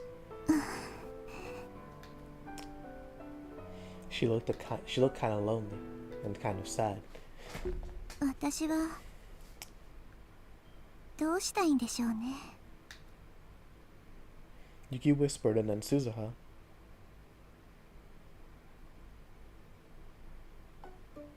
もうどうするんだよ。これじゃ破局の危機だよ。まだ始まってもいないけど。As soon as she got back to the lab, she yelled at her Yusa's father. おお、すずはごめんな。橋だけはもうダメなんだお。しょぼくれてるんじゃない。シャレじゃ済まないんだ。とりあえず今日はなんであんな態度を取ったのかしっかり説明して。今朝出かけるときはあんなに楽しそうだったじゃないか。母さんだって映画の途中までは普通だったって言ってたし。一体何があったの？いや、それがさ、聞いてくれよ。映画の座席って狭いじゃん。だから僕、天音氏の邪魔にならないようにと思ってできるだけ椅子の端っこに寄って座ってたんだよね。そしたら椅子がベキっていって壊れそうになって、で慌てて体を支えようとして肘掛けを掴んだんだけど、それが肘掛けじゃなくて天音氏のそんなこと母さん一言も言ってなかったけど。嘘じゃないよ。あの柔らかい感触は肘掛けのはずがない。女の子の手に決まってる。そう。ただ僕、女の子と手をつなぐなんて2次元ならともかく3次元じゃほとんど経験なくて。それでどうしたの？天音優しいからさ、僕を傷つけないようにと思ったのか、その手を振りほどかないんだお。僕ってこの体型じゃん。手汗とかかきまくりじゃん。ベッタベッタになるわけじゃん。なのに天音何にも言わずそのままで、なんかそれからすごく意識するようになっちゃって。ああ、なるほどね。それであんなにポンコツになってたのか。天音もきっと心の中でキモいうざい話せ変態って思ってたに違いないよ。母さんはそんな人間じゃないよ。In fact, from the way she was acting, she probably thought she upset him somehow. The problem was what she said. 私はどうしたいんでしょうね。What's she mean by that? Was that all that? What? Okay, whatever. 母さんがわからない。鈴葉、こうなったら母さんのことは諦めて僕と2人で仲良く生きていこう。言ってることがめちゃくちゃだよ。そもそも私はどうやって生まれてくればいいんだ。でも無理だって。父さんが頑張らないでどうするの？このピンチをチャンスに変えるんだよ。She grabbed her father by the collar and shook him. 出ないと。She remembered how sad Yuki had looked when they said goodbye. 出ないと取り返しがつかないことになるよ。ですよね。Susan was starting to wonder about leaving, especially now that she had even more to worry about. Maybe I should have talked to Yuki after all. She realized again how powerless she was, being from the future. That was a cute date. I'm not gonna lie. Forgot about that scene. The Global Brain Science Comprehensive Research Organization. Wow, okay, hold on. Okay. The Global Brain Science Comprehensive Research Organization Japanese office prep room in Wako City hadn't changed a bit in 6 months. 1, 2, 3, 4, 5, 6, 7, 8, 9, 10. 10 words in that one sentence. That one title. Goodness. It was so far from being what it needed to be, it's still almost completely empty. There were rows and rows of empty desks. The amount of dust on the tables had perhaps increased. After Dr. Leskinen had left it, it probably had remained unused. わざわざ呼びつけてすまないね、リンタロウ。ああ、いえ。Dr. Leskinen had told me he wanted to update the Amadeus app to the latest version, so I come to his office after class. Mao had connected my phone to her PC to begin the process. He said it would only take 10 minutes, so I was sitting around and waiting. ところでリンタロウ、以前にも話したと思うが、本気で留学について考えてみないかい？え？君が問題なければ推薦状も書こうじゃないか。もちろんテストや面接はパスする必要があるけどね。I frankly strained my posture. とてもありがたい話なんですが、今の俺の学力じゃまだ難しいかと。俺、真剣にビクトル・コンドリア大を目指しているんです。だからこそ絶対に失敗したくなくて、そのためにはせめてあと1年本気で勉強すべきだって思っていて。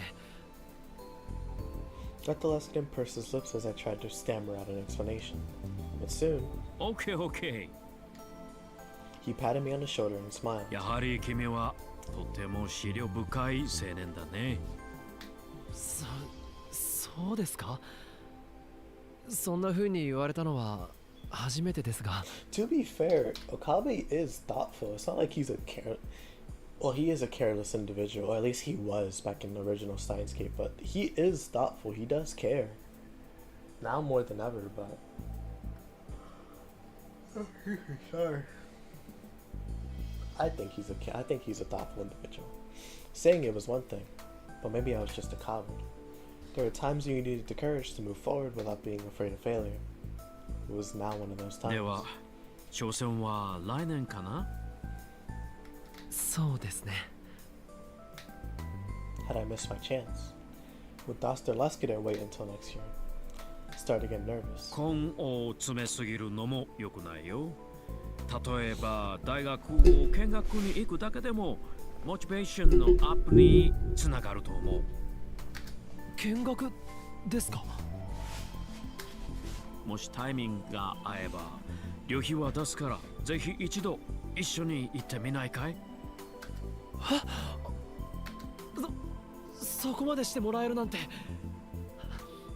ありがとうございます。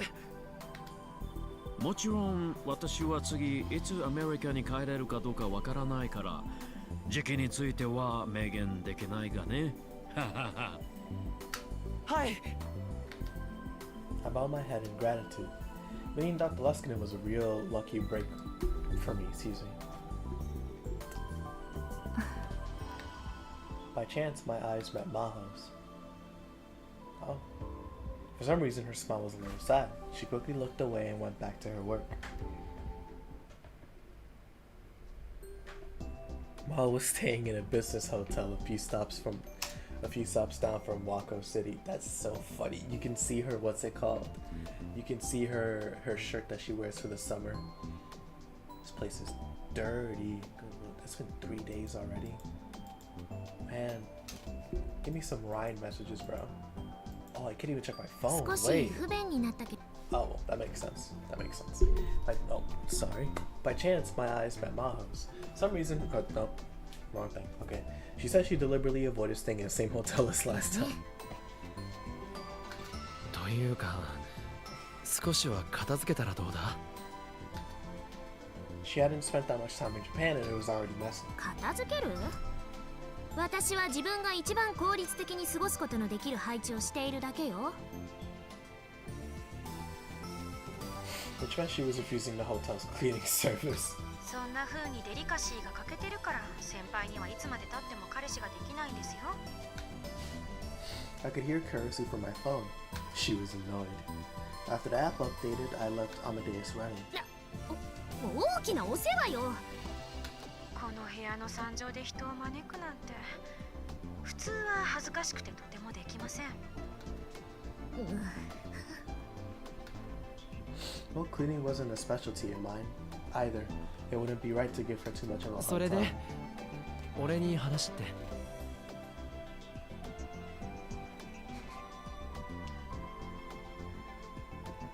I come to Maho's hotel because she said she wanted to talk to me about something. I wouldn't have minded talking about it in the office, but she insisted on speaking alone, in her hotel room. I knew she didn't mean anything by it. After knowing her for half a year, I knew she wasn't the type. Not the type at all, yeah. Maho looked like she was having trouble finding the words she wanted to say. あなたにまだ聞けていないから。クリスの事件の真相を。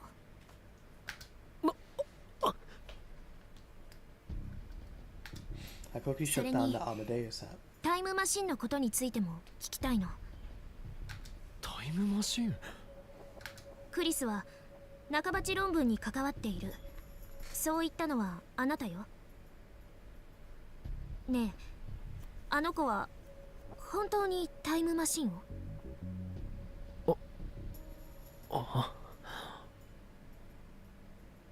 How should I answer that?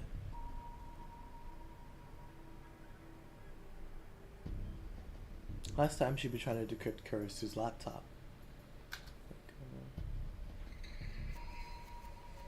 I was willing to tell her what I experienced in order to get her to stop. In the end, I lost a chance though. Sorry, I'm looking at something here. I want to check to make sure.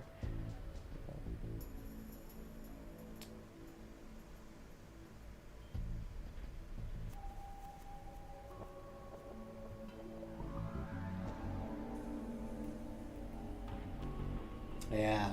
Okay. Okay, I see. I see. I okay, I think I know how long it's gonna take for me to get to where I want to, so I'm gonna keep going for as long as I can. Which by now seems like it'll be like 2.5 hours when like the stream is gonna be like. Okay, but things were different now. Curtis's laptop was gone. There was no reason to bring it up anymore. Excuse me. In the end, I lost that chance though. Nando. But then Maho said something I didn't expect. 実は私この半年本来の研究と並行でタイムマシンの研究をしていたの。なんだって。クリスにできたのなら私もって思ってしまって。歪んだ対抗意識ね。意地になっているのかも。でもね、もしタイムマシンを作ることができたらクリスのことを救えるかもって。やめろ。 Yeah, he's not gonna like that. No. This is awful. Why bring it up now? Maho was still haunted by Kurisu's death just as much as バ I カな was. ことは考えるな。岡部さん。マキセクリスを救おうなんて考えるんじゃない。そんな可能性はゼロなんだ。神の設営がそれを許さない。やっぱりあなたやっぱり何か知っているのね。 Maho got closer to me. もしかして実現させたの？クリスはタイムマシンを完成させている？あなたはそれに乗ってすでに人類初のタイムトラベルを行ったんでしょ？そうなんだわ。根拠があって言っているのか。Yeah, she's moving kind of crazy. There you go. I pretended to remain calm. Maho seemed shocked at her own words. 私どうかしているわ。こんな妄想を口にするなんて。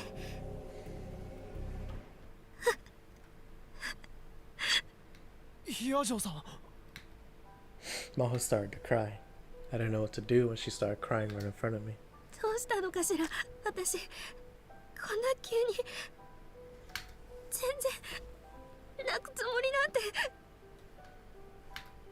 She used her fingers to wipe away the tears. She seemed pretty unstable.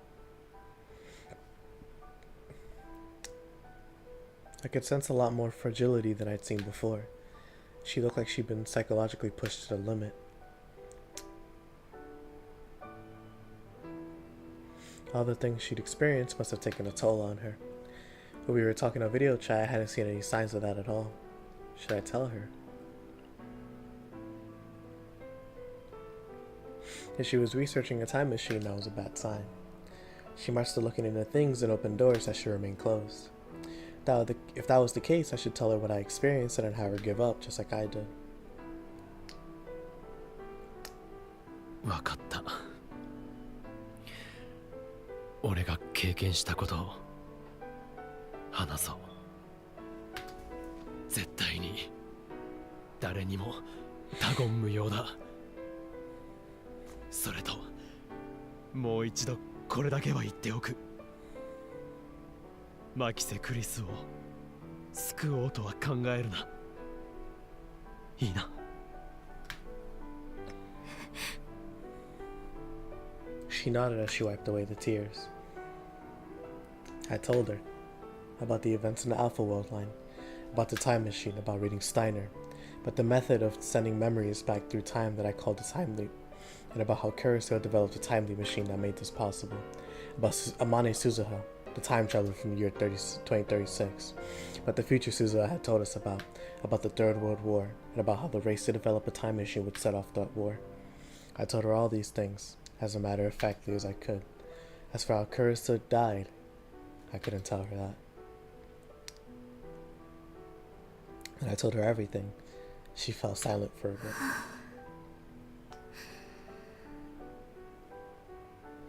She took a deep breath, frowned, and rubbed her temples. 頭が痛いわ。全て信じる必要はない。俺の頭がおかしいと思っても構わない。だがもし君がタイムマシンの研究を続けてマキセ・クリスを救おうとするなら、俺はどんな手段を使っても止めるつもりだ。だから変な考えは捨てるんだ。自分を追い詰めるのはよせ。 I was about to say more, but Maho put her hand up to stop me. もう少し整理させて。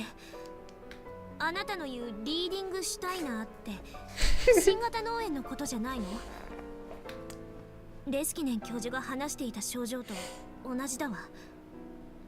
そうだな。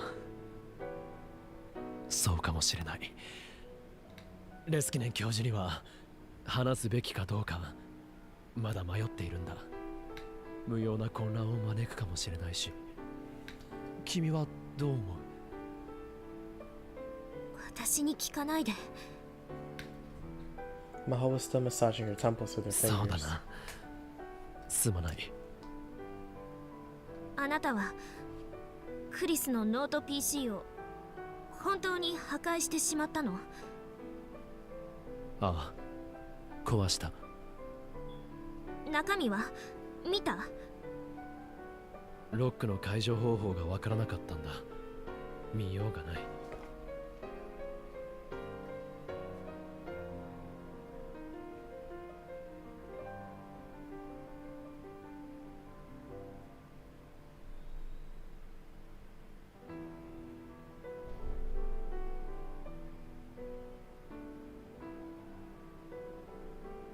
There you go.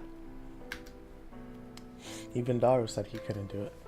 There's no way I could do it on my own. あなたはクリスが書いたタイムマシンに関するオリジナルの論文を読んだの？いや、 Maho kept asking me questions. She seemed to be in some kind of strange あ hurry. なたはクリスがどうやってタイムリープマシンを完成させたか知っているの？おおよそはな。再現できる？どうだろうか。ダルの助けがあれば、あるいはできるのね。俺一人じゃ難しい。私なら。そんなことは考えるな。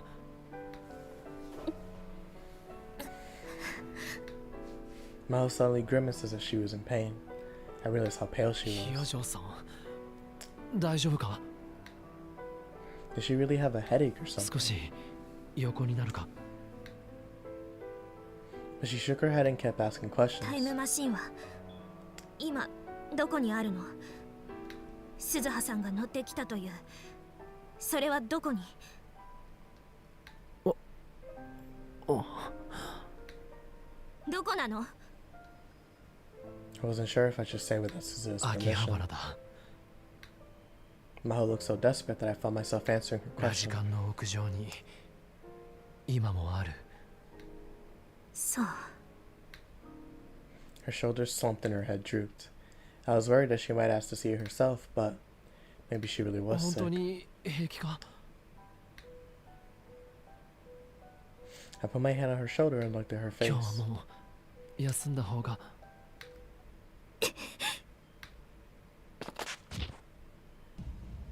There was no warning at all. Maho's tiny body slammed into me. The force was enough to push me back to the wall. 何を？ Before I knew what was happening, her arm was against my throat. She was using the bone in her arm to put pressure on my windpipe. I couldn't breathe or speak. I twisted my body and tried to resist, still clueless as to what was going on. Then she used her other hand to grab my head and slam it into the back of the wall. Her strength was incredible. I was a lot bigger than she was, but still I couldn't escape her 残 grasp. 念だわ。岡部さん。 Her voice was very dark and very cold. And suddenly she moaned again and her face twisted in pain.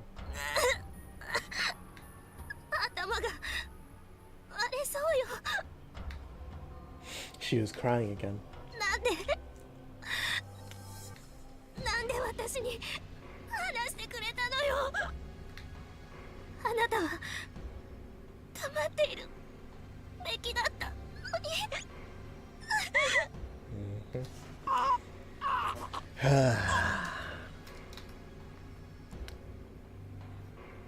I couldn't escape. I grabbed under her long hair and tried to pull her away, but she didn't move at all. It was as if she felt no pain. My phone had been vibrating in my pocket for a while now. I desperately grabbed for it. I pressed the button without even looking at the screen. Please answer, Kurisu.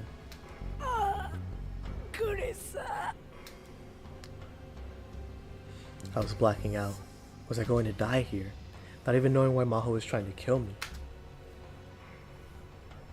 But the whole time she was strangling me, Maho looked like she was in so much pain. And wait, she's still crying.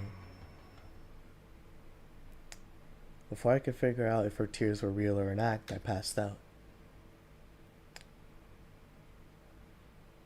When I woke up, my throat hurt. I tried to cover my mouth with my hands, but something was keeping them from moving. I opened my eyes and saw that I was sitting in some kind of chair with my head facing downwards. I slowly raised my head. My hands were tied to the armrest with zip ties. When I tried to break out, the ties dug into my skin and hurt very badly. I tried looking around. It was a room I'd never seen before. There are machines that looked like they belonged in the operating room of a hospital. But the wall was also lined with monitors, like some kind of guard room or control room. I couldn't see any windows, so I had no idea where I was.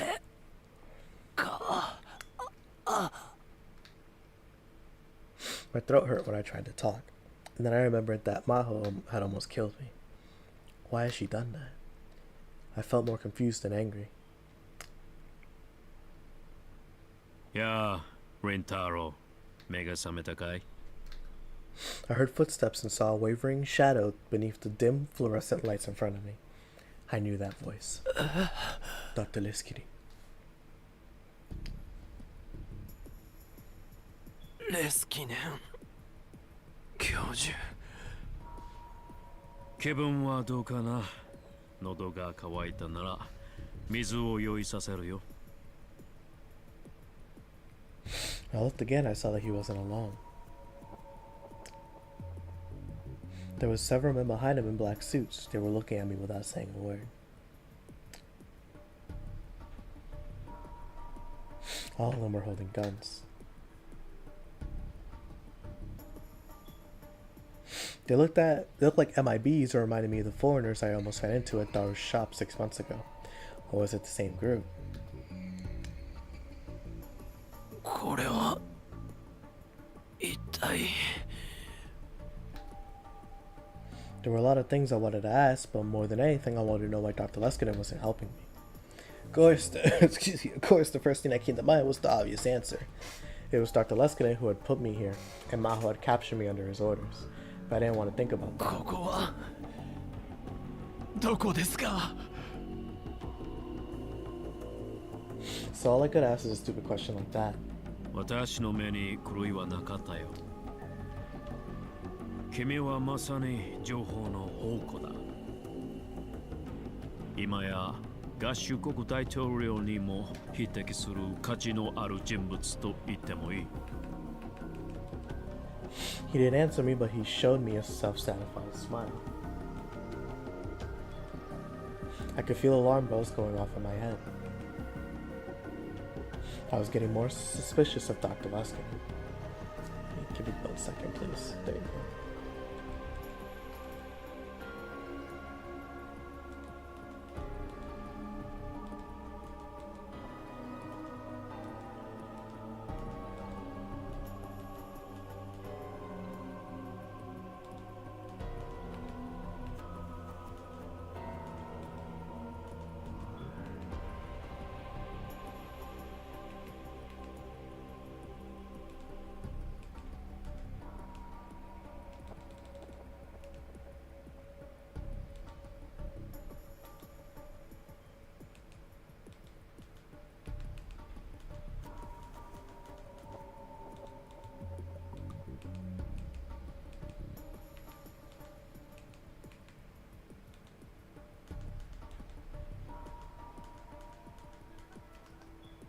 sorry.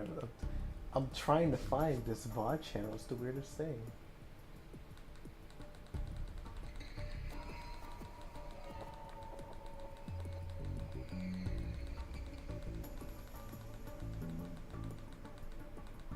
There you go.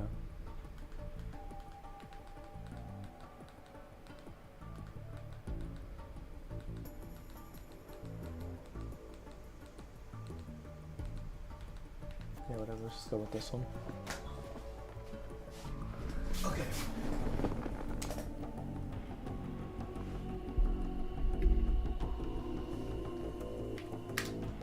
監禁というよ。 俺は監禁されてるんですか？よりは保護と言った方がいいだろうね。君の価値が明らかになれば狙ってくる連中はたくさん出てくるはずだからね。レスキネン教授が指示したんですか？そうだよ。私がこうすべきだと判断した。魔法から君の持つ情報について聞いてね。ヒアジョーさんはどこです？ホテルで休んでるんじゃないかな。ヒアジョーさんは俺から情報を引き出すために近づいてきたんですか？最初はそうではなかったよ。結果的にはそうなったけれどね。あなたも俺に親切にしてくれたのもそういう打算があったからですか？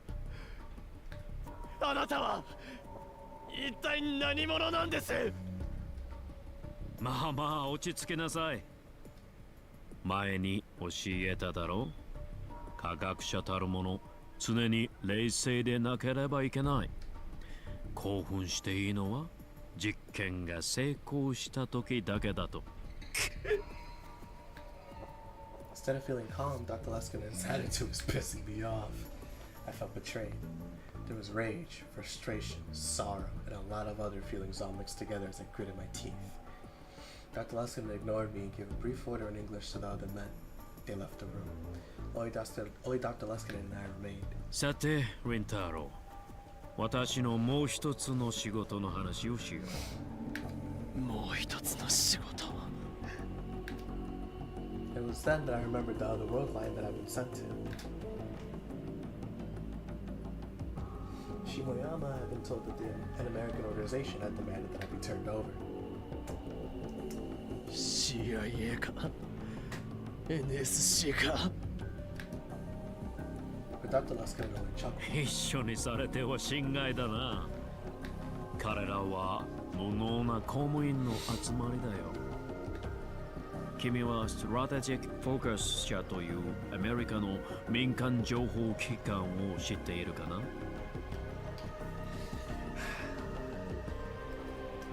ストラテジック・フォーカス社 I heard of them before, but a conspiracy theory said that the old me used to read all the ス time. トラト4 Oh, poor Okame. Stratford, official name Strategic Focus, an American civilian intelligence company sometimes called the Shadow CIA. It has its own independent intelligence network that it uses to gather and analyze security information from around the globe. American companies and military organizations sit on its board for advisors. They are a for-profit company with ultimate or completely different ideals and policies from groups like Anonymous, who crack classified information, or WikiLeaks, which publishes public interest information from whistleblowers. There's a real information brokerage company named Strategic Forecasting, Inc., based out of Texas. This company bears no relationship whatsoever to Strategic Focus. They had to specify that. I remember reading that they acquired top secret information on Russian ballistics missiles that even the CIA couldn't get, and then sold it. The result was the destruction of the CIA's reputation. At the same time, the total reorganization of Russia's military strategy. I even heard rumors that during the Gulf and Iraq wars, they obtained information about the warring countries faster than anyone and spread it as needed. The world's government supposedly called them the Shadow あな Share. たがそのストラト4だって。でも脳科学研究所の主任研究員じゃ。本業はそっちだよ。もちろんね。ところで私はよくこういう説を唱える連中に出くわすんだ。人間は殺し合いをする猿である。人間の脳だけが大脳神秘質の発達によって狂った信仰や野望を持つようになり、そのせいで戦争が起きる。だが私はそうした説を聞くたびに思うのさ。そんなバカみたいな考え方は受け入れられない。でたらめだとね。ではなぜ人間同士の不毛な戦争がいつまでも終わらないのか。わかるかな、レンタロウ。それはね、情報のせいなんだよ。人間は誰しもあるコミュニティに属している軍隊だ。個人個人は自主的に行動しているつもりでいても、実は全ての脳はそのコミュニティに流布されている情報によってつながっている。そして一つの群れとして生きることを余儀なくされているのさ。例を挙げてみよう。そうだな。例えは悪いが、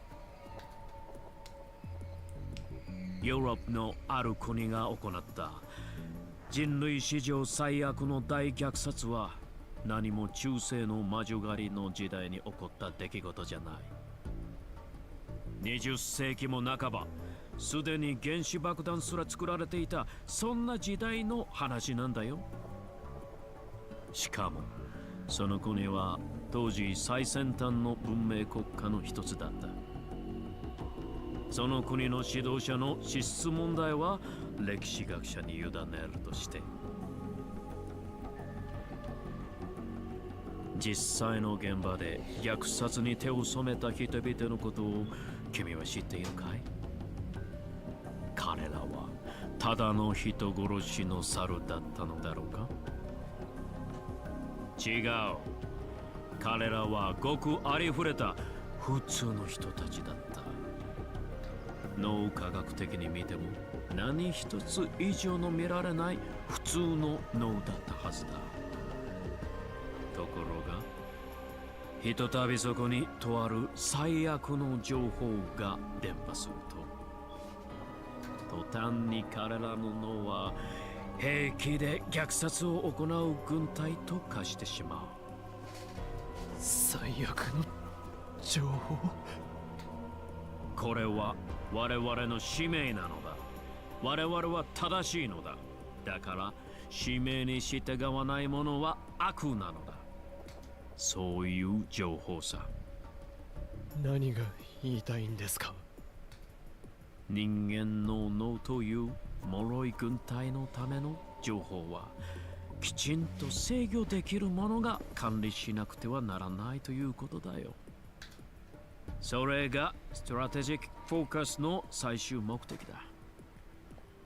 私はそれに共感して脳科学者でありながらエージェントとして協力している。分かってくれたかな？わかりません。そんなのよくある映画の悪役のへりくつだ。結局あなたは金で情報を売買してるだけじゃないですか。俺が情報の宝庫だって言いましたよね。タイムマシンの情報を一体どの国に売るつもりです？アメリカ、中国、それとも中東やアフリカの紛争地域ですか？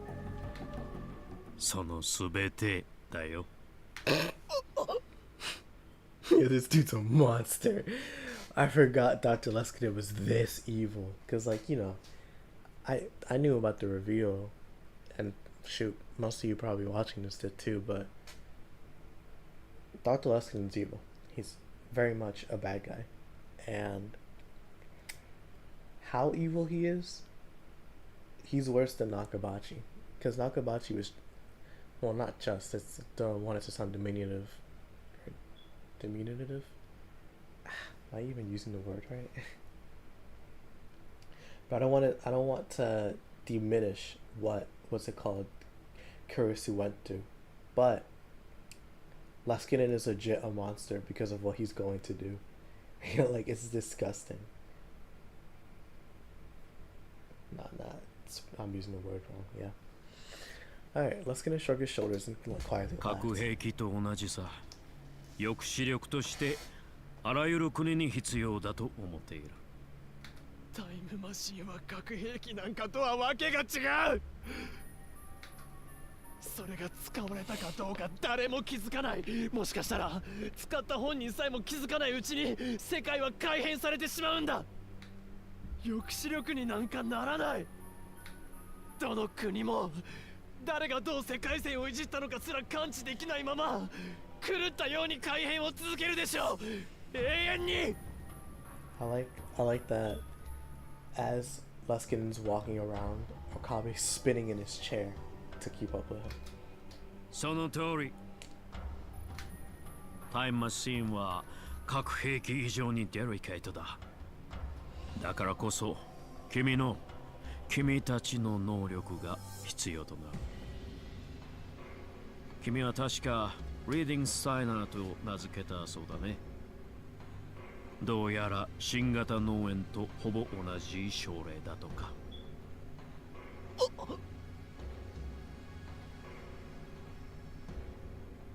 That's right. Luskinen was researching the new encephalitis too.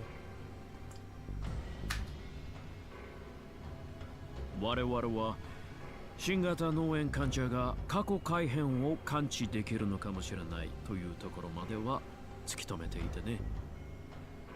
ずっとその確証を求めていたんだ。世界中の諜報機関も同じ躍起になって調べている。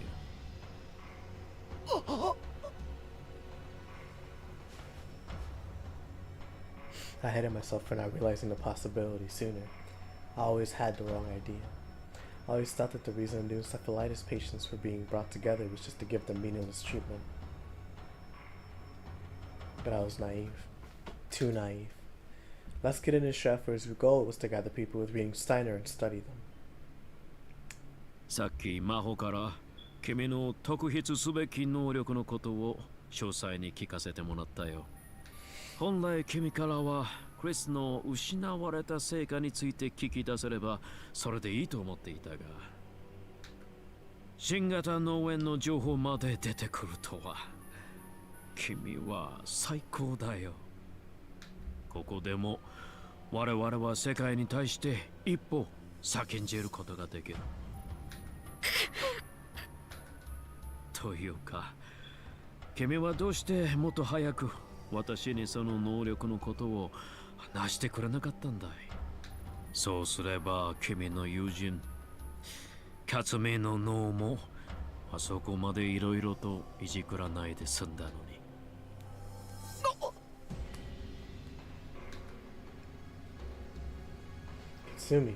Katsumi Nakase. They mean Fubuki. それに君が話してくれていたなら魔法の脳に施術をすることもなかったんだ。ヒアジョさんまで。 Was that why she was acting so weird? あなたの助手だろ。あなたを尊敬し慕っていたのに、そんな人体実験みたいな真似を。よくも。今後人類に貢献する情報を手に入れるために必要なことだったんだ。それにそんなに慌てなくても大丈夫。魔法も勝美も将来少し脳機能に障害が残る程度で済むはずだ。Oh wow. That's great. あんた狂ってる。 For the first time I felt hatred for and fear of the man in front of me. Couldn't believe that this is the same man I respected so much. リーディングスタイナー保有者の脳を調べればもっといろいろな発見があるだろう。それをタイムマシンとセットで売れば世界の軍事バランスは完全に保たれる。戦争も回避できるんだ。君にもぜひ協力してほしい。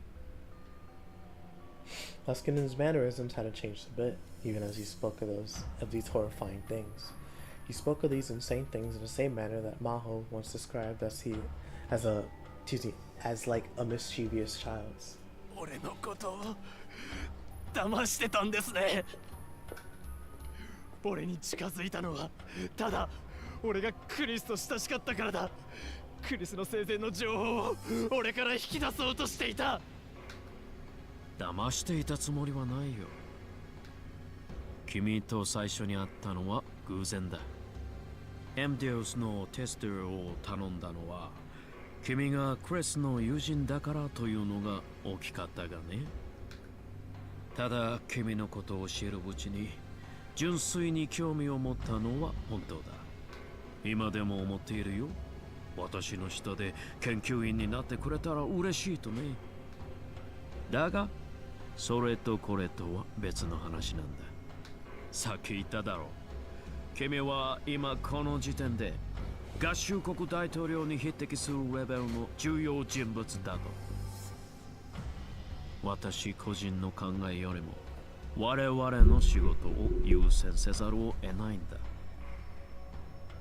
未来の人類の平和のために。残念だ、リンタロウ。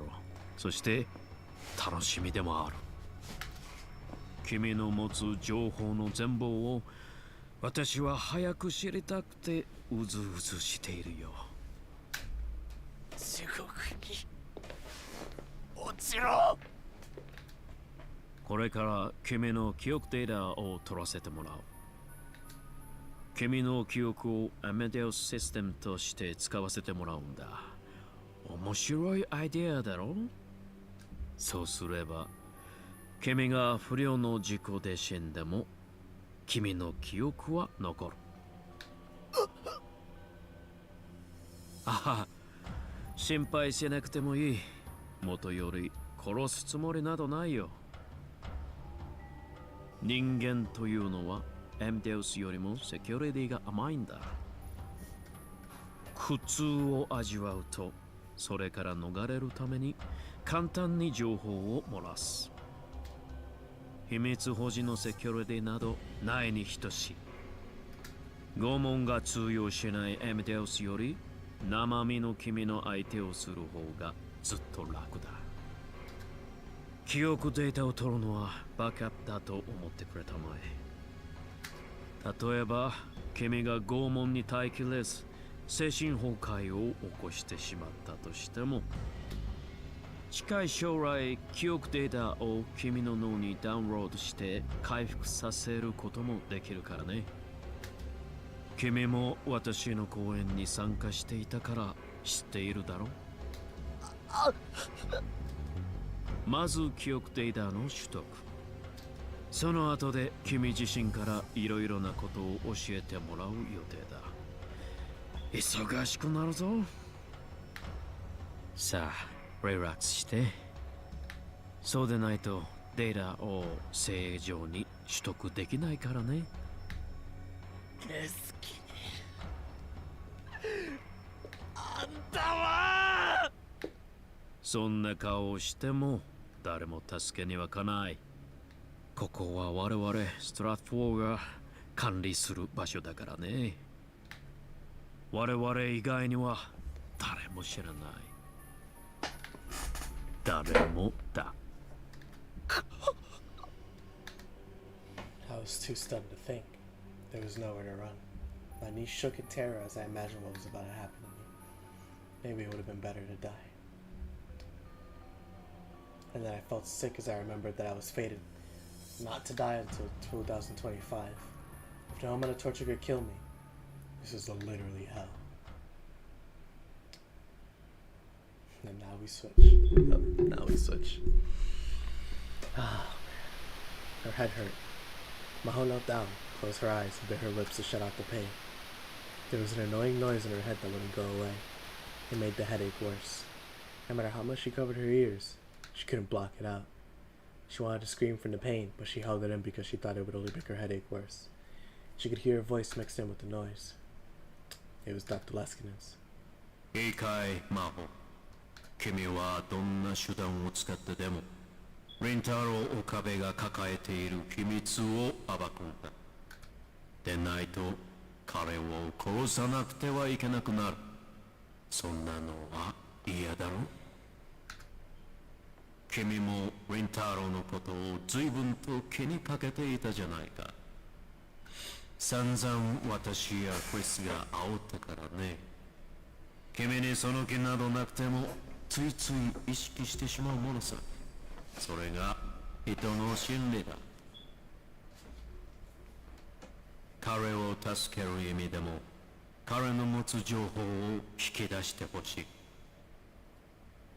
そうしたら私はリンタロウを我が研究室に無条件で迎え入れてあげてもいい。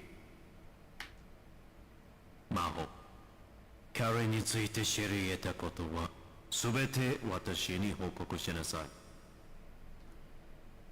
彼の未来は君の手にかかっていると言ってもいい。The voice and the noise were extremely unpleasant. She couldn't really understand what the voice was saying. She could hear him speaking, but her brain refused to understand the meaning of the words. But it didn't matter either way. Maho had done something terrible to Okabe Rintaro. She sold him out to Dr. Leskinen in Stratford, and the fact she knew it just made her guilt worse. She wanted to disappear from the world altogether. Maho-san? There you go.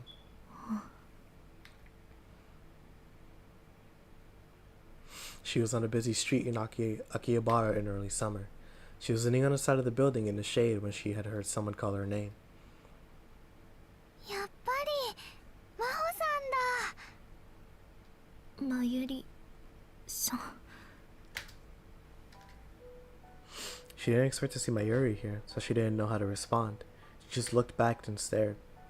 具合悪いんですか？大丈夫よ。オカリンを見ませんでしたか？ Maho went completely still. Mayuri's innocent question reminded her of her own stupidity and cowardice. どうして？ Her voice was shaking. オカリン、昨日から連絡つかなくて、お家にも帰ってないし、電話も出ないし、メールや LINE にも返事来ないんです。ダル君は心配しすぎだって言うんだけど、なんだか胸騒ぎがするのです。だから今日は学校を早退してこの辺りをずっと探してました。 It was still only July, but it was pretty hot. She'd be wandering around all of Akihabara in this heat. Had she been? Mayuri Shino was a kind, pure-hearted girl. That was the impression that Maho had. She would never betray someone or get jealous or let someone use her. 知りたい？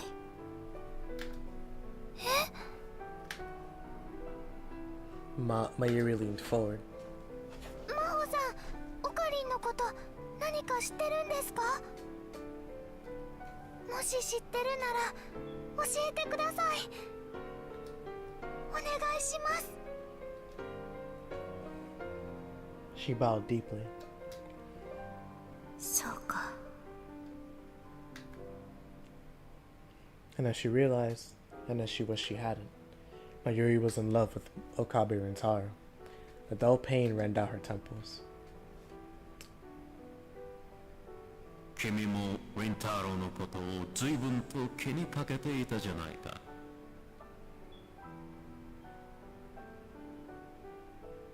She could hear the noise in her head. Just tell Mayuri everything. And then have this innocent girl tell you how horrible you are. Maybe you'll feel better then. The idea raced through Maho's mind. Even as she knew it was wrong, she tried to hold back her headache as she opened her mouth. ゆうべ深夜岡部さんと一緒だったの。そうなんですか。それでオカリンは今どこに。 Maho ignored her question. 岡部さんは昨日私にこんな話をしてくれたわ。 No. 彼が経験してきた別の世界において椎名真由里さん、あなたは何度も死んだんですって。 Don't tell her. 何度やっても助けられずあなたは死に続けた。 You can't tell her this. その悪夢のようなループから抜け出すためにあなたを救うために。 It was like another person was speaking using Maho's mouth. 岡部さんはクリスのことを犠牲にしたんだって、見殺しにしたんだって、そんな話をしてくれた。タイムマシンを作りクリスをもう一度救おうとすればまたあの頃に逆戻りしてしまう。 You're hurting her. But the words didn't stop. 岡部さんはそのことをひどく恐れている。あなたを必死で守ろうとしている。ここはあなたを守るために他の多くのものを犠牲にして選択された世界なのよ。あなたは何も知らされていないだろうけど。嘘、そんな。オカリン。 Mayuri was too shocked to speak. She looked like she was about to cry at any instant.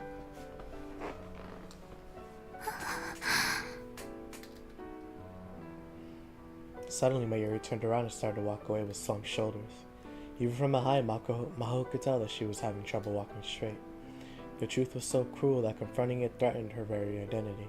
That's how it seemed to Maho.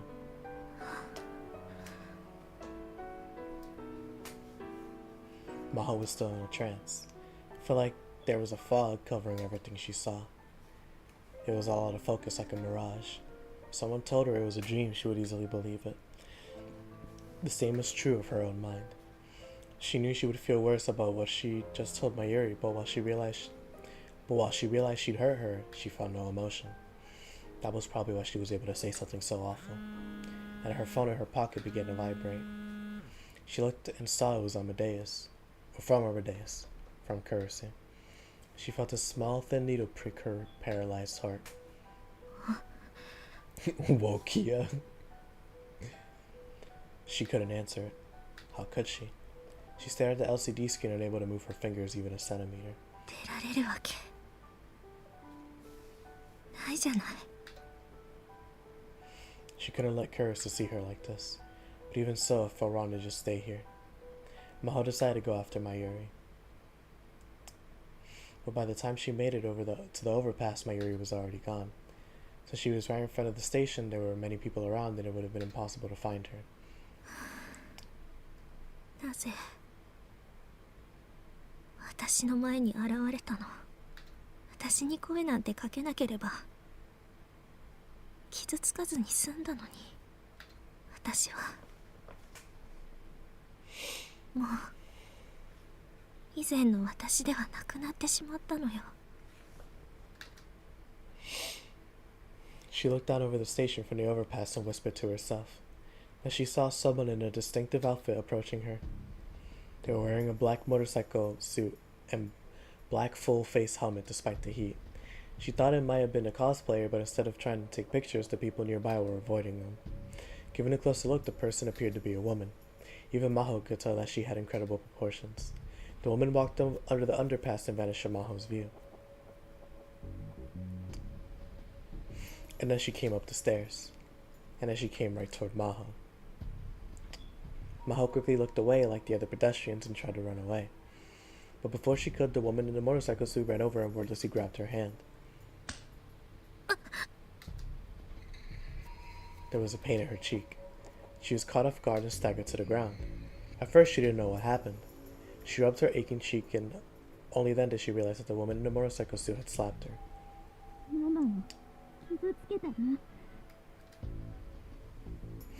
She could hear a muffled female voice from within the helmet.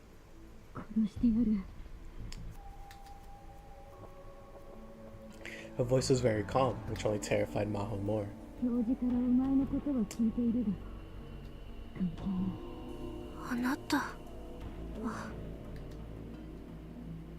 Because she was wearing a helmet, Maho couldn't read her facial expression. Since the visor was lower, she couldn't even see her eyes.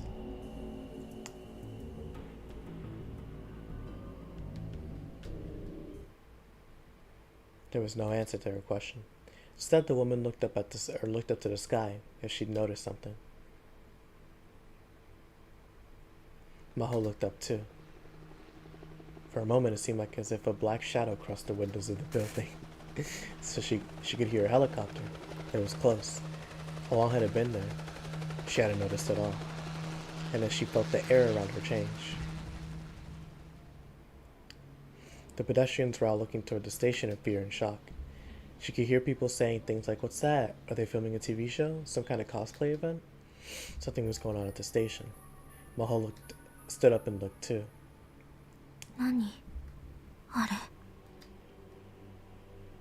She found herself whispering the same thing as the others. There were 2 trucks painted a deep military green parked outside the station.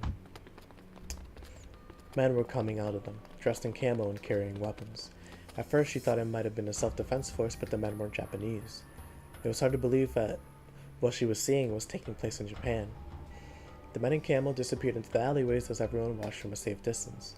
They were heading toward the radio building. Maho had heard from Rintaro yesterday that the time machine was there.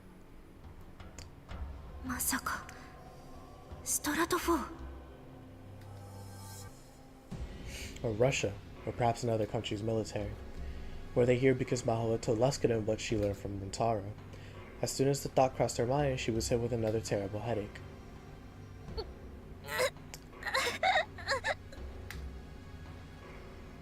It was all her fault. Everything was her fault. Till a moment ago, everything had seemed so hazy. But now she felt crushed by overwhelming guilt. If Okabe was right and if the World War was going to begin here in Akihabara, it would be because she gave the information he shared with her to Stratford. She suddenly realized that the girl who threatened to kill her had run down the stairs and toward the station. Maho never did figure out who she was, and her phone started to vibrate again. It was from Kurose. She wanted to get away from the guilt, and so this time, she picked up the phone. Senpai! Chris. 大丈夫ですか? 何が? 一体どうしちゃったんですか? どうもしないわ。だって泣いてるじゃないですか。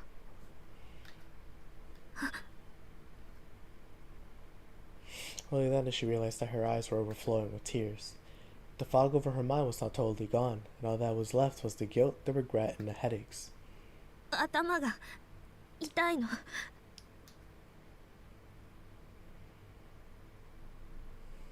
彼の未来は君の手にかかっていると言ってもいい。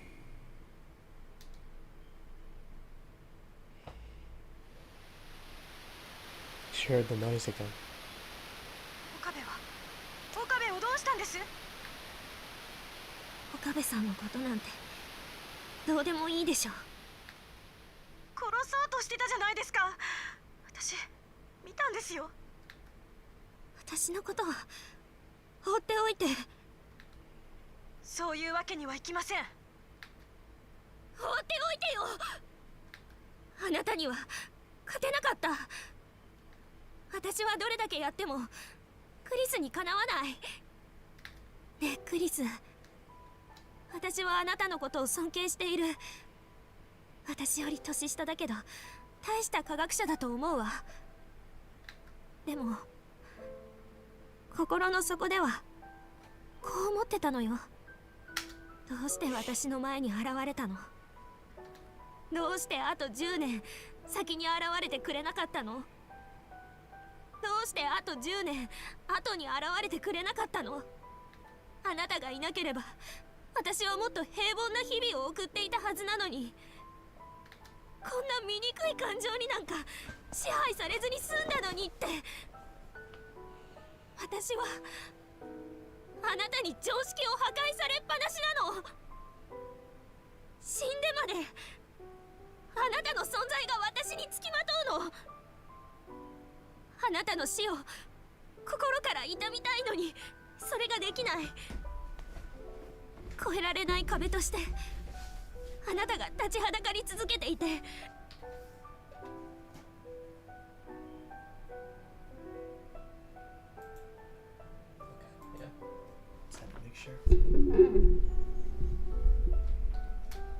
プライドと意地が邪魔をしてしまうの。そんなところにつけ込まれて、私は一番信頼していた人にまで裏切られて、私を信頼してくれた友達を裏切ってしまった。もう私頭がぐちゃぐちゃよ。だから放っておいてよ。先輩。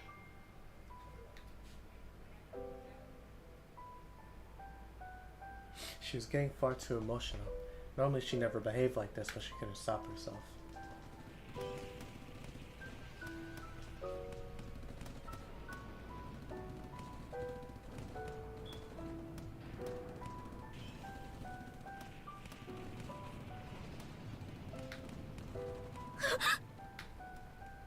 You realize I was supposed to go forward.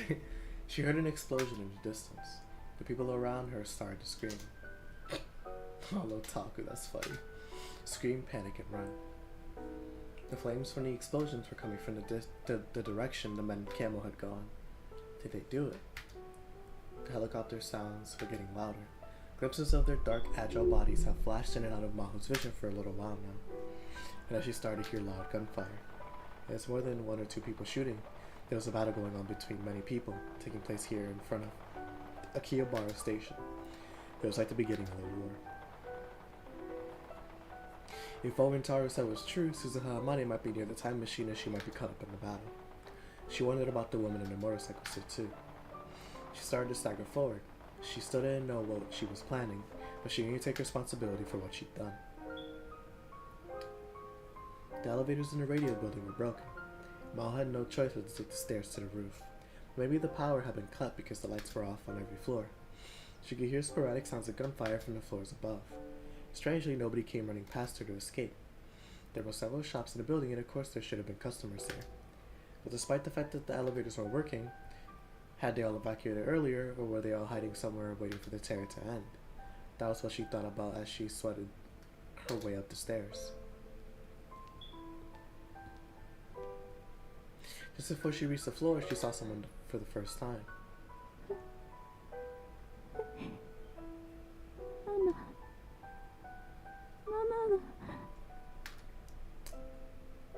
She was sitting on the stairs, cradling her knees. For some reason her voice was muffled, but it did seem to be a woman's voice. Her head seemed so big and round in the darkness. It was a moment before she realized that it was a full-face helmet. That was when she realized it was the woman in the motorcycle suit from before.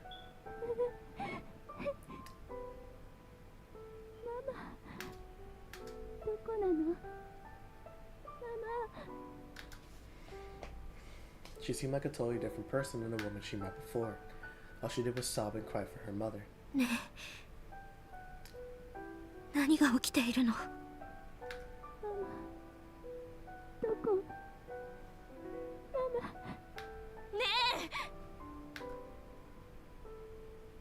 ？She shouted louder, and only then did the woman realize she was there. But she didn't even stand up.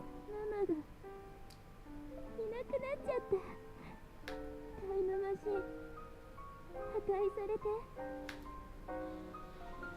The time machine was destroyed. あなたのママって誰のこと？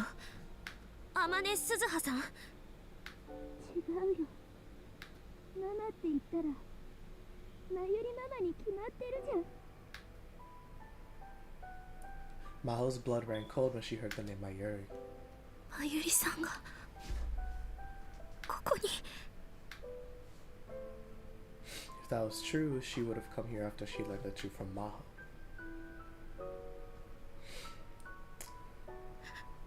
私のせいだ。 Maho put her hands to her head. 私があんなことを言わなければまゆりさんは。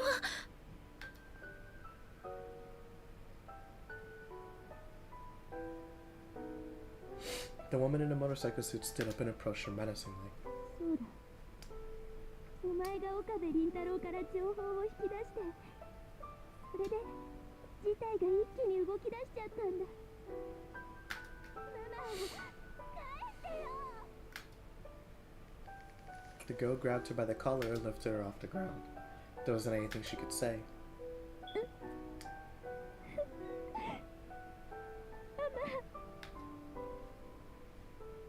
As she didn't answer, the woman let go and fell to the ground crying.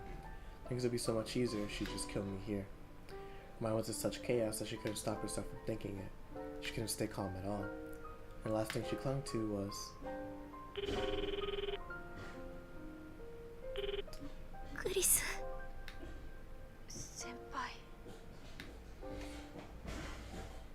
the AI made from Makise Kurisu's memory data. Maybe she was still thinking about their last discussion because she seemed upset.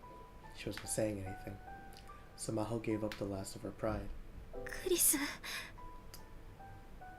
どうしたらいい？いろいろなことが起こりすぎて、私一人じゃもうどうにもできない。自分のしてしまったことなんだから、せめて責任を取りたいの。 And then she realized that she was still being proud and corrected herself. 私は She asked herself, what do I want to do? 私は岡部さんを助けたい。まゆりさんも助けたい。二人に謝って許してもらいたい。それとクリス、あなたのことも助けたいの。だから力を貸してお願いよ。先輩が私に助言を求めるなんて。Amadeus Kurisu's eyes were wide. That's right. Her pride had kept her from ever asking Kurisu for help before. And it's the same with Amadeus Kurisu too. And knowing Amadeus Kurisu's personality, if Maho asked for help, she used every bit of brain power she had to give it. ねえ、教えてちょうだい。あなたなら解決策を提示できるでしょう。 That's why they say Makise Kurisu was a genius. She was a woman who made the impossible possible. Maho waited for Amadeus Kurisu's answer. The last hope, the last thing in Pandora's box. She waited for Amadeus Kurisu to give her the answer. But 無理ですよ。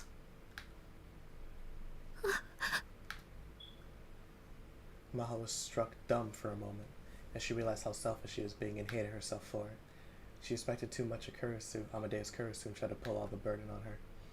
And just a few moments ago, she'd been the one who rejected Amadeus Kurisu. そうよね。その答えは当然だわ。ごめんね、クリス。私あなたにひどいことを言ったのに、あなたが無条件で協力してくれると勝手に思い込んで。無条件には協力します。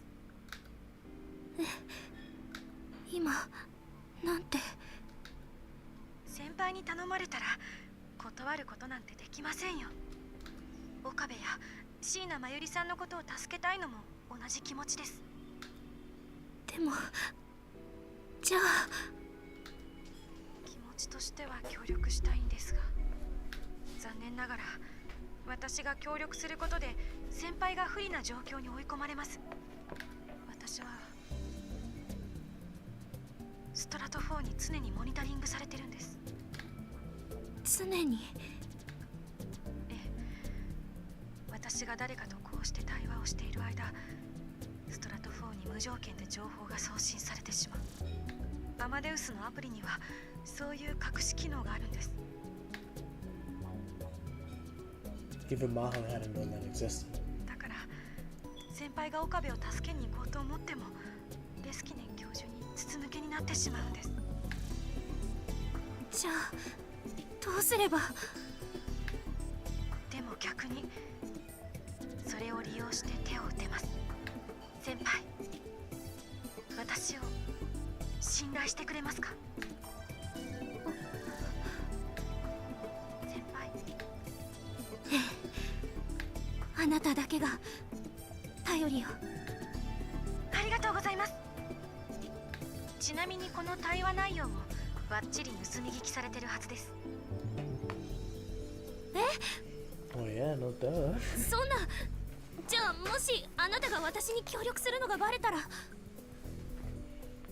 パターンとしては3つ。サーバーからデータを移動させて隔離状態にされるか、または古いバージョンの記憶データで上書きされてしまうか、最悪の場合には私という存在そのものを消されるかもしれませんね。そんな。大丈夫です。あなたは必ず自分で立ち上がれる人だから。私のことなんかどうでもいいわ。あなたの心配をしているのよ。私はただのデータですよ。でもありがとうございます。The Amadeus curse on the screen bowed and smiled.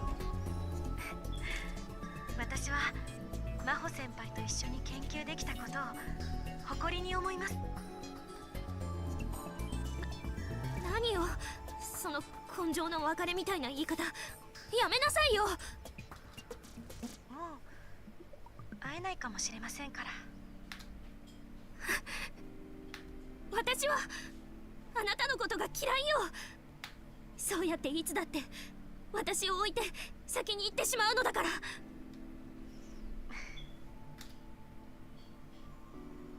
But that's who Makise Kurisu was. When Maho had asked her for help, both she and Amadeus Kurisu should have been prepared. That's why. いつか必ず私はあなたに追いついてやるわ。それどころか追い越してやるから。それまで待ってなさい。はい。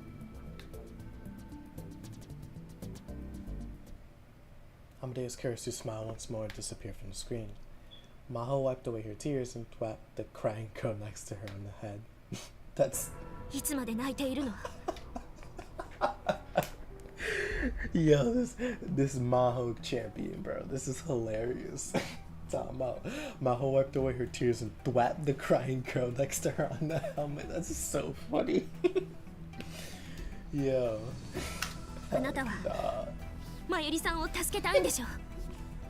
だったら私に協力して。まず岡部さんを助けるわ。彼なら今の事態を何とかする方法を提示してくれるはず。知ってるの？ストラト4のアジトどこにあるのか。私は知らない。私だって知らないわ。But Maho grabbed the girl by the hand and helped her up, then raced down the stairs. 知らないけどすぐに私の可愛い後輩が調べて教えてくれる。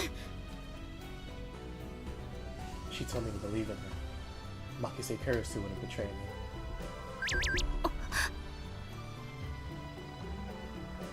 As soon as she left the radio building, she got a message on her Rhine. The gunfire was continuing. It's so funny. Everybody has Rhine, bro. The gunfire was continuing. As she hurried away, she looked down at her phone. Okay. Okabe is in the basement of the Tokyo Denki. I just learned this now. Followed them monitoring to the location to find the location.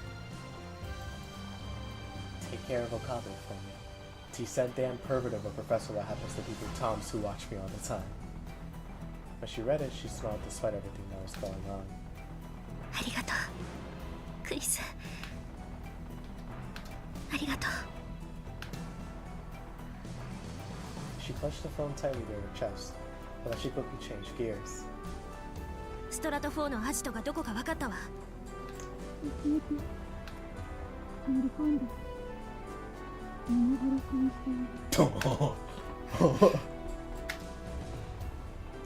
Maho shivered at the ice in her words. She felt a bottomless madness coming from the woman in the motorcycle suit, but for now she had to cooperate with her. There was no way she could get Rentaro back from Maho on her. 行きましょう What?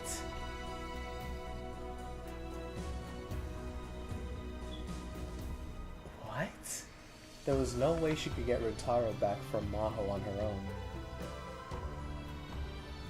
That doesn't make sense. Alright. She needed to take responsibility for the future she created, to avoid that cruel future. Maho ran through the streets of Akihabara, where a war was already beginning. Oh, Kau. Back in her. A voice. I could hear a voice. Someone was calling my name.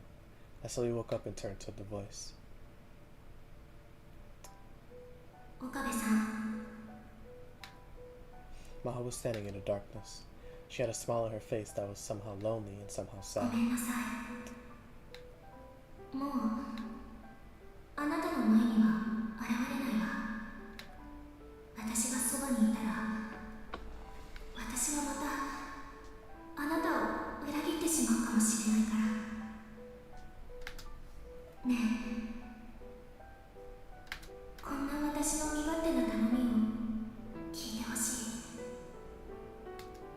どうかシュタインズゲートを目指してあなたが捕らえられている間に世界はひどいことになってしまったまゆりさんも鈴葉さんも行方不明なの私と係さんがあなたを助けるためにストラト4のアジトに行ったんだけど係さんがそこで亡くなったわ何人かを道連れにしてねデスキネル教授にだけは逃げられてしまったアマデウスも消されてしまったこんなのってないわよねでも今希望はあなただけなの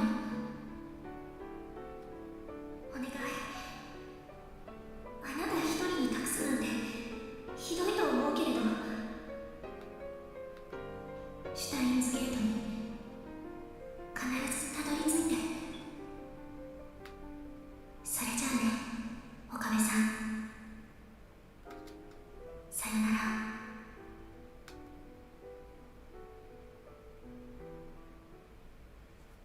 宮城さん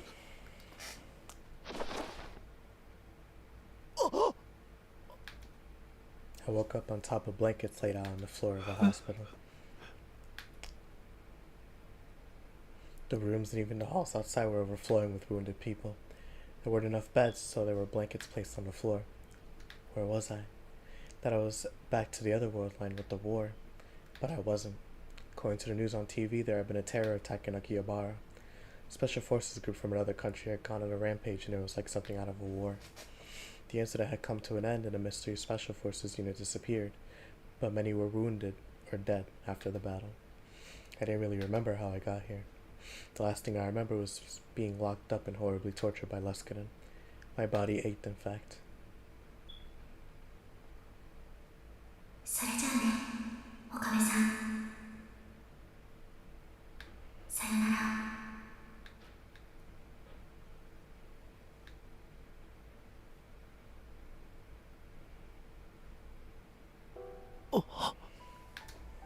And then I remember what Maho had said to me in that dream. Was that real? Maho had saved me, and had she mentioned Kaguri? I patted down my pockets and thought my phone was still there. I tried to call Mayuri. That dream was real, Mayuri was missing. But that was impossible. I chose in this world line so that Mayuri would survive. If nothing else, it was guaranteed that she'd make it to 2036. She couldn't die today in 2011. But no matter how many times I called, she didn't pick up. I forced myself to stand up and leave the hospital room.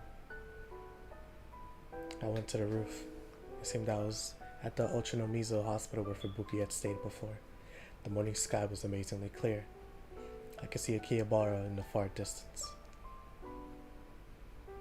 There were pillars of smoke rising up. I shivered at the strange sight.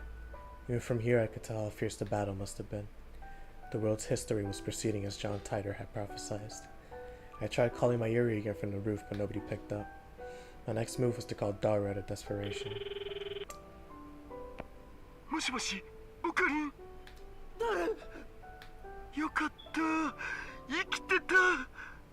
お前こそよく無事だったな。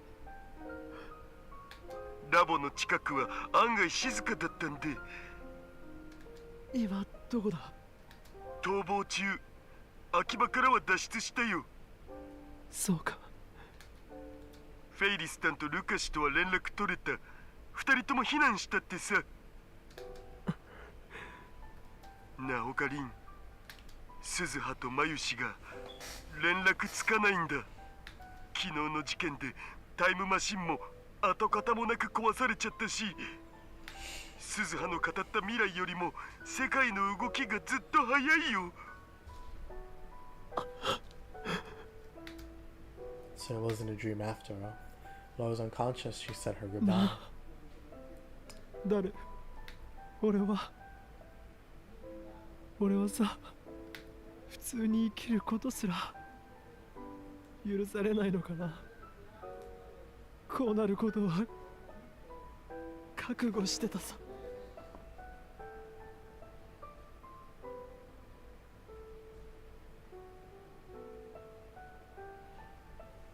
シュタインズゲートではなく、第三次世界大戦が訪れる世界線を選んだのは俺なんだ。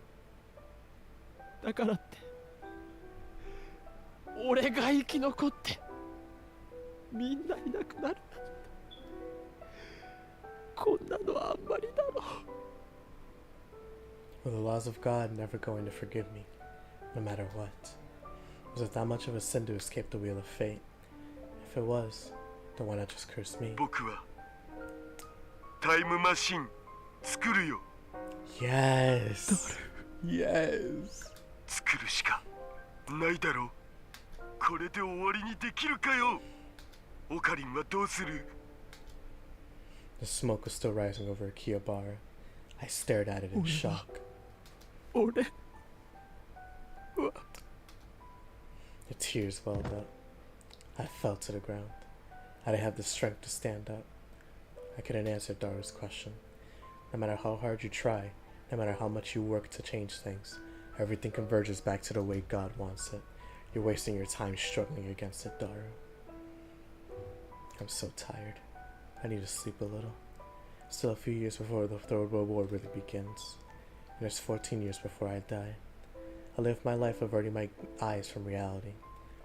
And I'm not wasting time. Excuse me. I live my life averting my eyes from reality. And not wasting my time with a fight that can't be won. That's the only end that's fitting for a person like me. I'm sorry, Maho. I'm sorry, Mayuri. I'm sorry, Kurisa. Forgive me for giving up here.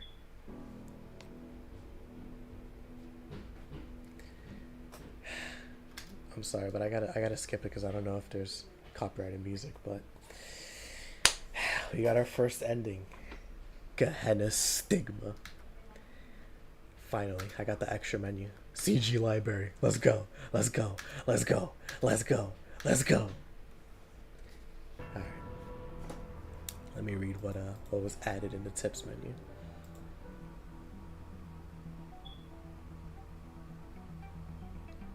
Alright. Phone wave, next subject to change. Future gadget number 8. Actually, let's start with the way it should be. Future gadget number 1. Bit particle cannon. The first glorious invention of the Future Gadget Lab. It consists of a TV remote jammed inside a toy ray gun. If you pull the trigger of the ray gun, you can change the channel of the TV as if you were shooting at it. However, the only button that works is the channel button. The others, such as volume control, don't work at all. The TV must be manually powered on and off. The name comes from one of Japan's most famous giant robot anime, Mobile Brave Gundam. Future gadget number 2. Bamboo Helicam. A bamboo helicopter equipped with a CCD camera. The CCD camera is loaded inside the support pillar of the bamboo copter, allowing for unpowered aerial photography. However, since the camera spins at an incredible rate, watching the footage may make you sick. The naming comes from the anime 22 Emon. Could this be Aura Aura?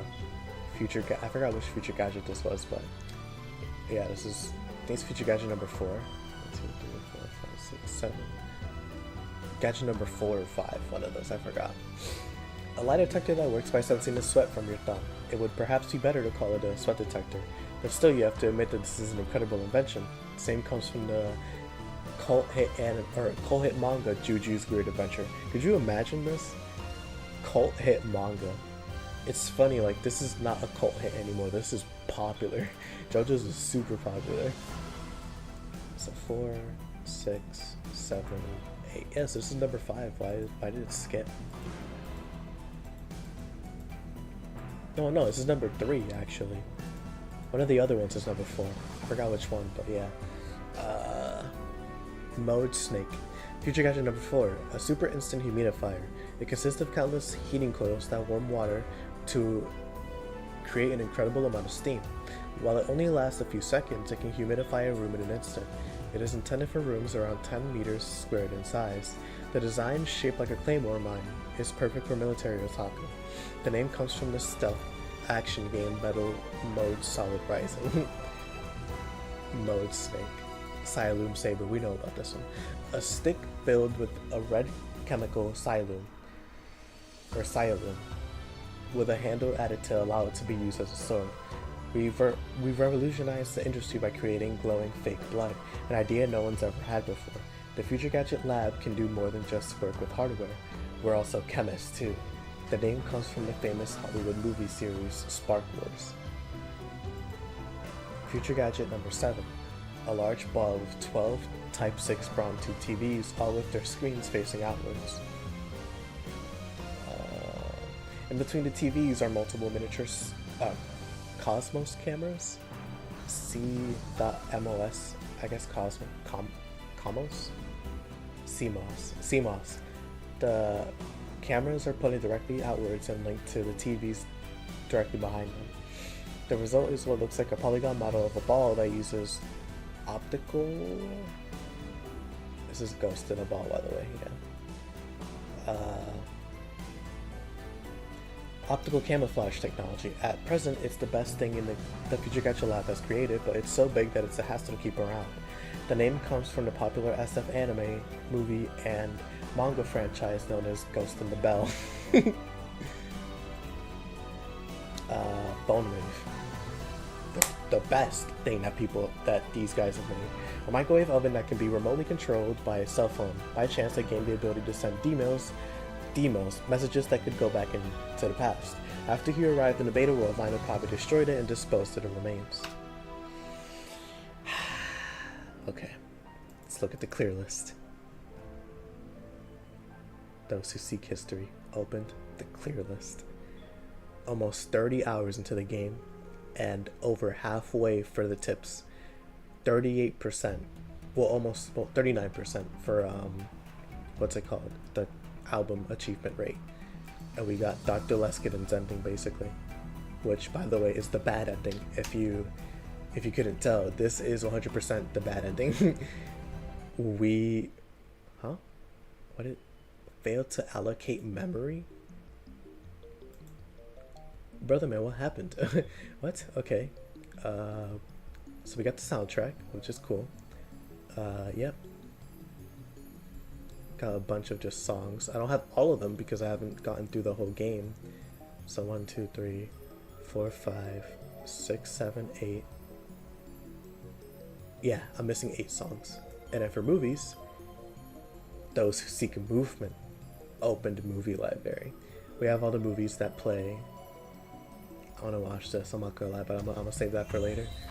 And then the CGs, Those Who Seek Art, open the CG library. So this one isn't separated by, from what I can tell, it isn't separated by like the route endings. Funny enough, they have all the Steins original CGs in here as well, which is really funny. But yeah, so I gotta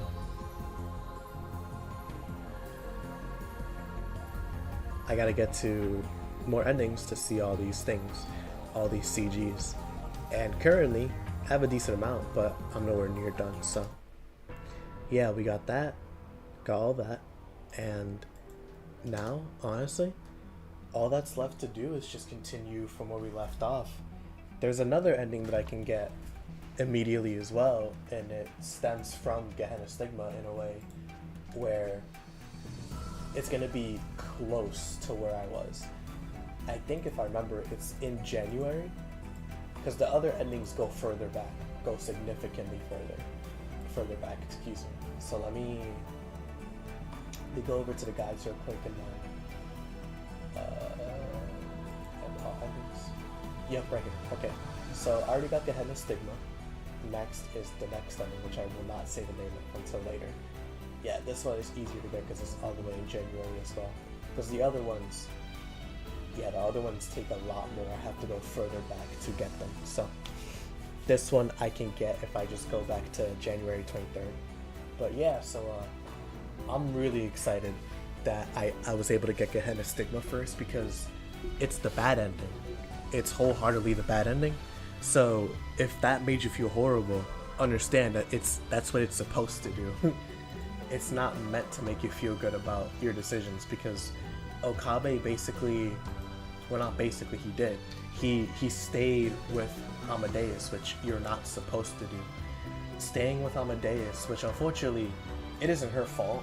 It's not meant to be like, oh, Amadeus is an evil thing. No, it's just that the circumstances surrounding her, you can't interact with Amadeus, because that will lead to Leskinen finding out about you, Maho being, brainwashed, and Amadeus, of course she's being tracked. So it's just like, it's circumstances that can't be because of like what Amadeus is. And the circumstance as to why Okabe was given Amadeus and all that. Maho isn't a bad person. Leskinen is. I want to make that very clear, because I know there's some slander that could be thrown at her here. But I like this ending, as dark as it is, because of what it does for the story. It shows that like this ending isn't what gets Okabe to keep going. Not in the slightest. This is what happens when you run away. This entire route is just Okabe running away and staying complacent with the current situation he has in Amadeus. And it leads to Suzuha and Mayuri going missing. Daru, Ferris, Sukako, and all of their friends have to go on the run. Maho has to run away. Leskinen kidnaps and tortures Okabe. Amadeus has to be deleted, and World War III starts a lot sooner. Well, not a lot sooner, but it starts. Like, this is the most like unmitigated it could be. Like, it's not a good ending for Okabe, but I still like it because of how defeated he is. Like, he just gave up. He legit just gave up. It's a side of Okabe that we see a lot in Steins Gate Zero, but this is the worst it's ever gotten. This is legit. He's done. Like, he's actually done, and he's not gonna try anymore. This is Okabe, who literally, he'd rather live than he'd rather be alive than actually live. He's done trying, and this isn't him. This is not Okabe. But yeah, so like, it's an interesting ending, but trust and believe, like, the endings are gonna get better. Like, they're not gonna be this dark all the time, so don't worry about that. But yeah, no, so like I said, I did manage to do it. I managed to finish the ending this stream, which I was really hoping I could do, Granted, it took 3 hours, which I did not expect for it to, but you know, we ball, right? We ball. So we're here. Yeah, it took 5 hours from what I could tell. But yeah, no. So I'm gonna end it here for now. I'm gonna, you know, call it. I usually do end the streams when I get the ending, if it's not too early. But yeah, so now that this is done, we have 5 other endings to get. And if I remember correctly, I'm not missing too many trophies now. Yeah, I'm almost halfway. I'm 13 out of 28, so not bad, you know, not bad. But there's still a lot to do. So, anyways, thank y'all for watching. Hope you have a good one, and I'll see you all in the next stream. Peace.